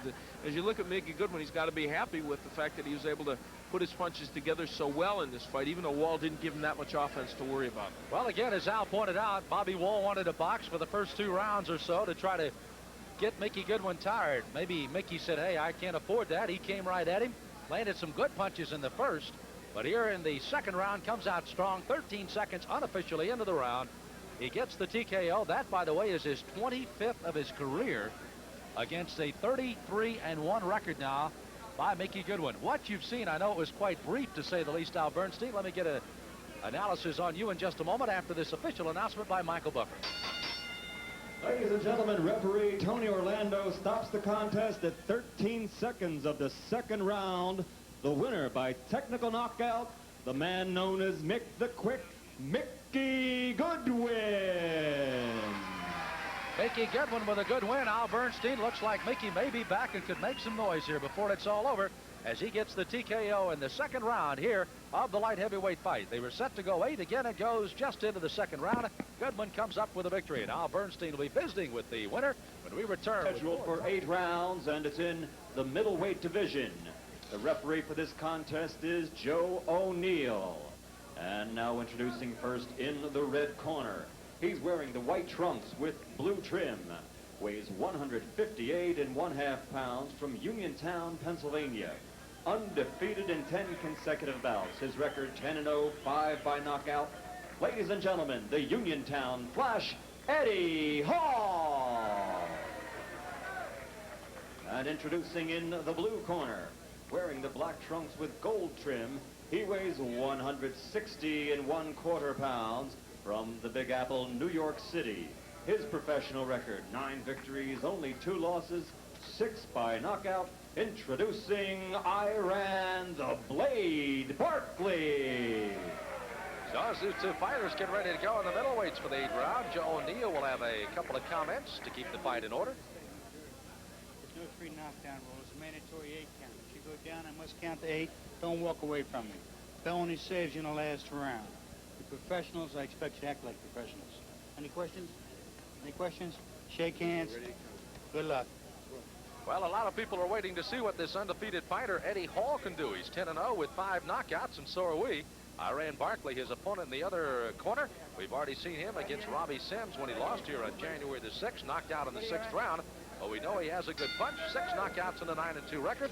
Let's find out what happens here. I asked, by the way, what he thought about losing to Robbie Sims and what effect it had on him. And quickly they said, that's ancient history. We're in the prime time. And so here they are in our co-feature tonight from Atlantic City. Iran Barkley always comes into fights with confidence. He's a very confident young fighter, exciting young fighter, and he can punch. I'll tell you, he can hit. And there's one thing they'd like to improve on, of course. It's the fact that he does tend to get hit a little bit too much.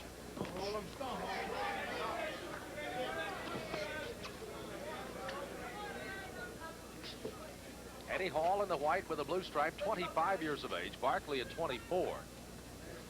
Hall is trained by Richie Giacchetti, of course, a familiar name to a lot of boxing fans. Had Larry Holmes, among others, earlier in Holmes' career, and in fact, well after Holmes won the title. And Giacchetti's known Eddie Hall really most of his life, helped him as an amateur, and Hall used to help them out in Uniontown, Pennsylvania, where he's from, in their gym. And Giacchetti says he has a real sentimental feeling about him because these youngsters seem to grow up. Oh, good right hand. That one got to Iran Barkley a little bit. Barkley stepped back and almost didn't find enough canvas to step on as he almost went down, but caught his bounce on another right hand by Hall. Eddie Hall showing us a quick right hand. That's some great hand speed, Al. Sure does. I thought he would be moving a little bit more on Barkley, but he has said, hey, I'm going to stand in here and show you some power early. Giacchetti wants Hall to use the jab. He says against a big puncher, you've got to use the jab to nullify him and keep him from getting off first. That's what Hall's doing so far. And he is also countering with that right well. This could very easily be a main event somewhere, the way these two youngsters are continuing to climb up the ladder in the main event. But Robbie Sims and Mike Tiller, good right. Barkley with the right hand, sends Hall reeling, comes back to the left-right combination. Now he goes downstairs. Whoa! Back with the left hand. Oh, what an exchange with these two middleweights. Hall going after Barkley. Vintage Iran Barkley. He hurt Hall and then took a good shot himself. He comes back with the left hand. He's got Hall in trouble. Hall comes back with the left hand of his own. What an exchange here in this round. Well, this is precisely what happened in the Barkley-Sims fight. We're seeing it all over again against Eddie Hall. Deja vu. Barkley now stalking. Hall a little more wide-eyed as he looks up. Neither man wants to go in at this point. They've both been stung badly. I moved back 6 inches from the ringside. Closing seconds of a wild first round. Well, that's a way to get the fans up off the bottom side of their seats for sure, up on the edge of their chairs. I don't think that's the last we've seen of that kind of fireworks. Hall throwing the last punches of the seat. Mr. Giacchetti will have a couple of comments to him here. Let him wipe you off. Let him wipe you off.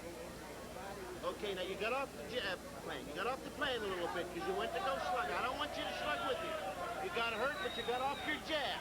You got to keep back to your jab, all right? Work off the jab. See, you countered you at one time because the jab was slow, right? So keep the jab working. You boxing. Then when you get him hurt, you don't go crazy on him. Nicely. You go real nice, all right? Keep the jab in there. Probably one of the better first rounds we've had in top-rate boxing. Work off the jab and start and finish with it. There's the left Don't get carried away. Your right hand was down. That's why you got countered on. Keep him up. There's the left hook by You're in good shape now. Let's go. Came back against Barkley. And, you know, the thing about these exchanges as you watch them is one man gets hurt and then leaves himself open for a shot that will hurt the other guy. So. Well, that best seat in the house is certainly yours as we go into round 2. Middleweights that have absolutely just taken some pot shots at each other early. Iran Barkley on the left with his back to you now, Eddie Hall.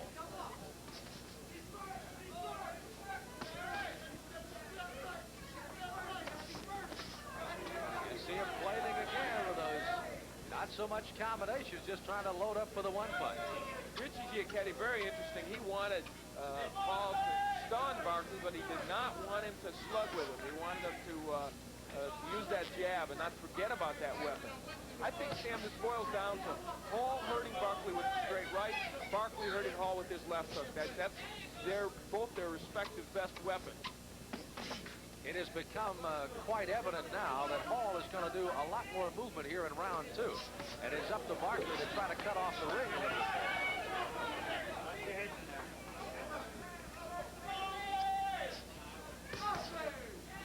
Barkley waiting in, trying to throw as much of that lead left as he can.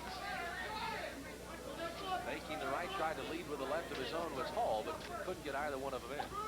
Iran Barkley very tentative about throwing his own jab, and the reason is that Hall is countering over it with his right. Here you see at Hall, a little more movement, boxing. Hall missed the fact that he hurt Barkley. Barkley comes in with the left right, but Hall countered it fairly well. Most of them caught by Barkley's shoulders. These two middleweights are sparing no energy at the moment here in the second round after just a fierce first round. When Ed Hall boxes, he's within himself. He does well against Barkley. But when he starts throwing those wide looping shots to trade with Barkley, that's when he has trouble. As most fighters do when they trade with Iran Barkley, including Robbie Sims, and you'll see evidence, a little bit of evidence of that in the piece on him later, though in that one we concentrate more on what Robbie did. But Barkley hurt Robbie when they fought. You see the stalking style of Iran Barkley. New York City. 24 years of age, 6'1", 160. There you see that left hand to kind of detain Hall, and he followed it with a nice right.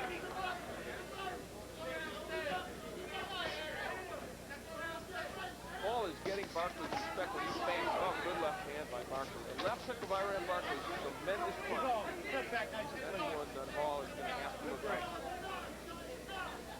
Al, the way the punches are being thrown right now, it is just a matter of time until there is one on the button and somebody's in big trouble. I think you're right. Well, after that first round, got the excitement really going. Second round is quieting down, but there's still more to come with these two middleweights. Story of this fight in microcosm. Left hand by Barkley, but he takes a left hand and returns from Ed Hall. So what they give, they get back in this fight. First round was just a classic. Second round quietened somewhat, and now both come out with both corners telling the fighters in their respective camps to load up. At least that was the information coming by Eddie Hall's corner. Al, this is one of those fights, quite a skirmish going on. You've got it, what? I guess that looks a little odd, but I made the first round even and the second round for Barkley, so I've got 1-0 for Barkley and 1 even. By that.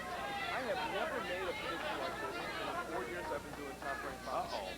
Mark it down, I'm going to say I think this fight will end in the 4th round. The 4th round? I'm not saying who'll win, so I have a feeling the power of Barkley will come through. I think in the 4th round will be over. Barkley keeping Hall against the ropes. Hall answered with a pretty good right to the midsection of Barkley that at least momentarily stopped his flailing away. Big right hand by Barkley, and Hall's in trouble. Barkley knows it. See, Hall is not boxing with Barkley, Sam. He is slugging with him. That's why I really felt this fight would end before a round or two was over, because Barkley just has too much power for Ed Hall. Looping right hand by Barkley. Barkley just starting to sit down on those punches now. He feels something here in the 3rd round. But, you know, here's where Barkley is dangerous to his opponent and to himself, because when he gets this way, he leaves himself open often and gets hit and tagged with punches, as he did in the 1st round. Even though he's hurting Ed Hall, he's still vulnerable. Hall slipping for a moment. Oh, there it is. The left hook by Hall. Left hook. Another left hook. Barkley's in trouble now. Barkley now. Now Barkley comes back with a big right hand. These two middleweights have absolutely punished each other in the 3rd round. Oh, you see a right hand by Hall as Barkley walked right into it. A right hand by Barkley on Hall's face. Technique has gone out the window now. Both these fighters have technique when they're fighting well. They don't have it now, but it is exciting. There's that left hand by Iran Barkley. Another left hand, but Hall still trying to counter it. Barkley just loading up with the left hand on Eddie Hall, though. 30 seconds to go, this in the third round.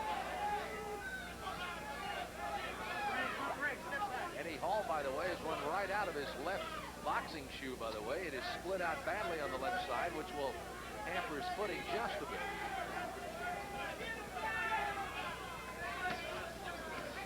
Closing seconds of this, the third, and you can see what these middleweights have done. They are wide open. Both of them are wide open, but they're landing. Well, defense has absolutely gone right out the window in this fight now in the third. As Iran Barkley got some great shots in on Eddie Hall. Hall said, well, watch my smoke, and he threw some in on Barkley. Hands up, take a deep breath. Take a deep breath. Take a deep breath. Start going for combinations. Quit loading up on this guy. How you feel? Good. All right. You hurt you? How you feeling? Good. Okay. Has you hurt you? Okay, now let me tell you something. You're carrying them hands, too low in the hands. You understand what I'm saying? Put them elbows in, put them hands up, look through your hand blade, shorten your punches up. In the last round, Eddie Hall, very aggressive. Now, here's where he started getting in trouble because he's wild. Now, he lands that good left hook to the head of Iran Barkley, but when you exchange with Barkley, you ask for trouble. And that big right hand landed against Eddie Hall. More action for that round, and you'll see it's very similar. Both fighters wide open. That left hook got in by Hall, and it was a big round for both fighters.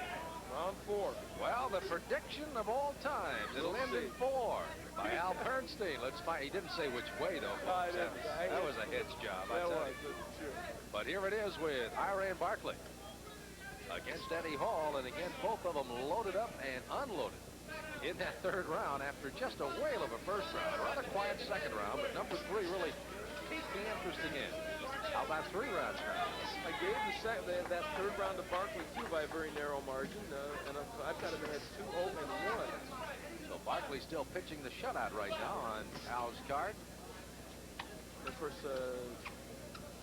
second round especially quite close. First round, too, for that matter, so he could go several different ways. But I think Barkley's landed more of the harder punches. Well, as you look at 2 middleweights here, keep in mind we've got the grudge match coming up. Yes, it's a rematch between Mike Tindley and, of course, always dangerous Robbie Sims. That'll be the main event tonight, as it was Tindley in a controversial split decision the last time they met, and now they meet again here on Top Rank Boxing. That's next on our main event. Barkley got tagged a moment ago with a terrific straight right hand off a lazy jab. Now Ed Hall fighting a little smarter, not being so wild. And Iran Barkley with a healthy respect for the punching power of Ed Hall. Good combination by Hall. Caught Barkley again. Halfway through this, the 4th round. Iran needs to get in where he can throw that left hook. Much of this fight has been fought at long range. I think an edge to Hall, even though I've got Barkley winning. That's part of the reason why Hall's still in the fight, I think. Because it's been fought at closer quarters. He'd be taking those left hooks, and I'm not sure he'd still be standing. You mentioned earlier that Hall had resorted into just the slugging. Due to the fact he needed to box a little more, and indeed here in the 4th round, at least he's staying away from Barkley, but he's got hit with a big right. Barkley wants to turn this into a brawl. There's that left hand again. Yes.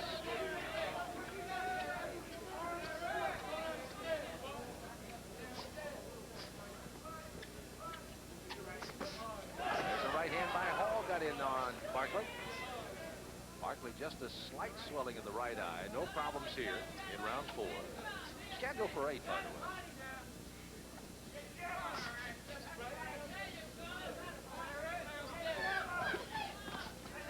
Hall kind of faded with the right hand and almost got caught with the left hand as Iran Barkley almost pulled the string. Middleweights, Iran Barkley along with Eddie Hall as they fight just before our main event tonight. They're putting on quite a show at the Superstar Theater here in Atlantic City.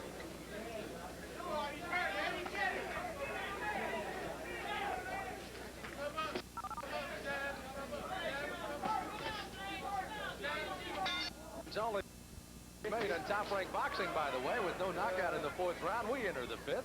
Iran Barkley and Eddie Hall. Boy, Richie Giacchetta across the way is saying, hey, you can put him away. This man is yours. I really did feel the way they were going at each other. One of these guys would go down. I still think that's bound to happen. We were both getting hit with real bombs. But I think Hall, as Giacchetti indicated, was boxing better in that last round, was a little more disciplined, which is part of the reason why no knockout occurred. I mean, he really was doing a good job of keeping Barkley at bay. Toward the end of that round, Sam, he hit Barkley with the right hand and buckled his knees. So that right of Hall is getting in. Well, Richie's going to have to send a note over here if he's going to change styles on you in the fourth round. Well, how can I be expected to make these predictions if they're not going to cooperate, for goodness sake?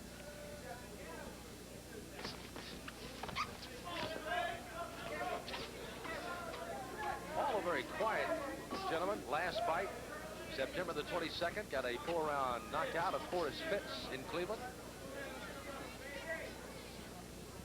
Last fight also a knockout by Iran Barkley. Ford is fighting Lord. Here comes Hall again. He's got Barkley in trouble. Now he can't get wild. See, he's getting wild. He's going to leave himself open. He did. He got caught with the left hand by Barkley. He should be jabbing and throwing the straight right hand. Still punishing Barkley, though. Oh, but he took a big right. He may get Barkley out of it that way, but I don't know. I doubt it. I think he just leaves himself open when he gets wild like that. And he took a couple of good shots. Halfway through the round. Well, we have had some exchanges in this fight, haven't we? And every time Ed Hall really hurts Barkley, he completely loses his poise, which is unfortunate because at other times in the fight, he fights well. I don't know if any of you go by the numbers, but the first, third, and fifth rounds have been the big bomb rounds. The even rounds have been rather close. 1 minute to go. This is the fifth. See what, Ed Hall, we knew he had a fairly good straight right hand. It's a good one, but he's shown us a good left hook as well. But the danger in that is you never hook with a left hooker, and that's what Aaron Barkley is at his left Hall open. You see the KO ratio. Barkley with 6 knockouts in his 11 fights. 5 knockouts in the 10 by Eddie Hall so far. But you just get a feeling, as Al has alluded to, that the end could be near at any moment. 1 punch away. It's interesting, though, as hurt as these fighters have been, nobody's gone down. Though in that first round, each man came close. You see Hall throws the left hook and then ducks the left hook. Was the 2 middleweights exchange punches near the end of the 5th round. Scheduled to go 8. No continuing forward. The counter right hand by Ed Hall and kind of knocks Barkley off balance. And Ed Hall's landed that punch a lot. Ed Hall, Iran Barkley have put on a nice show through the first 5. They're in round number 6, scheduled for 8. Al, how about the scoring now that you had Hall shut out? You've given him a couple in a row, it appears. Huh? Yeah, I had 2-1-0 for Barkley, but the last 2 rounds I've given Ed Hall. He's starting to get that right hand in. He's boxing a little more effectively, and very close fight, even in fact, as far as I see it. That shoe problem Hall was having, they've now put some tape on that. His left foot was almost completely out of that shoe, which I have to believe would do nothing but ill if he started to back away from a punch. All of a sudden, a lot of foot movement at all. How much punching to go with it, though? It's strange. Well, they may want to lure Barkley in, yeah, for that purpose, try and hit him with the straight right. Oh, good left hook by Hall. You see Barkley, he's slipping those punches in of his own, and Hall. There's that left hook by Barkley, but he gets hit with one of his own from Hall. Now, Hall, again, is brawling with Barkley. And when he does that, he pays the price. You know, he gets some of his own shots in.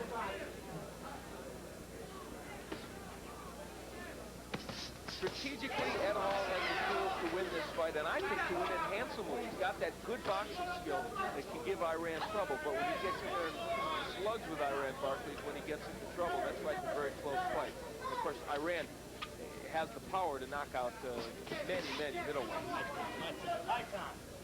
Timeout now being taken by Joe O'Neill. There is some tape that is askew at the moment on the left glove. Giacchetta gets it taken care of, and now we're back as the time resumes for our 3-minute round. One of the things they were telling Barkley is to not forget the left hand. You've got to lead with that left jab and then follow with the right. He said he was completely forgetting it. And part of the reason he hasn't been using it is because he's getting hit with the right by Hall as he throws that jab. like a conditioned reaction. You throw the left hand, you get hit with the right. You do that often enough, you don't want to throw it anymore. Yeah. You know, Barkley, a very good body puncher, hasn't been close enough to really use that skill in this fight. Hall hasn't gone to the body at all. Close round here in the 6th round, and maybe a pivotal round.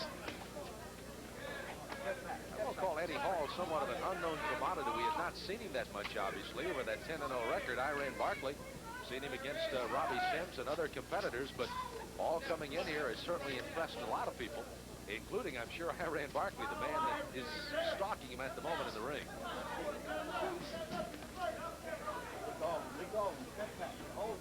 This will be a tough round to score. It's round number 6 as the middleweights are set to go 8. Well, we got one of those even rounds out of the way. 1-3-5, a bit just dynamite, and here we are in the 7th, so let's see if the fireworks pick up again between Eddie Hall and Iran Barkley. Barkley again in the black and Hall in the white. Well, Hall lands that right hand over the jab of Barkley. He started a lot of these rounds. Hall, since trying to just slug with Barkley very early in rounds 1, 2, and 3, again, has started to do a little bit more obvious movement and boxing in Barkley. Not to say that he has not been hit, as you see him exchanging punches well. Most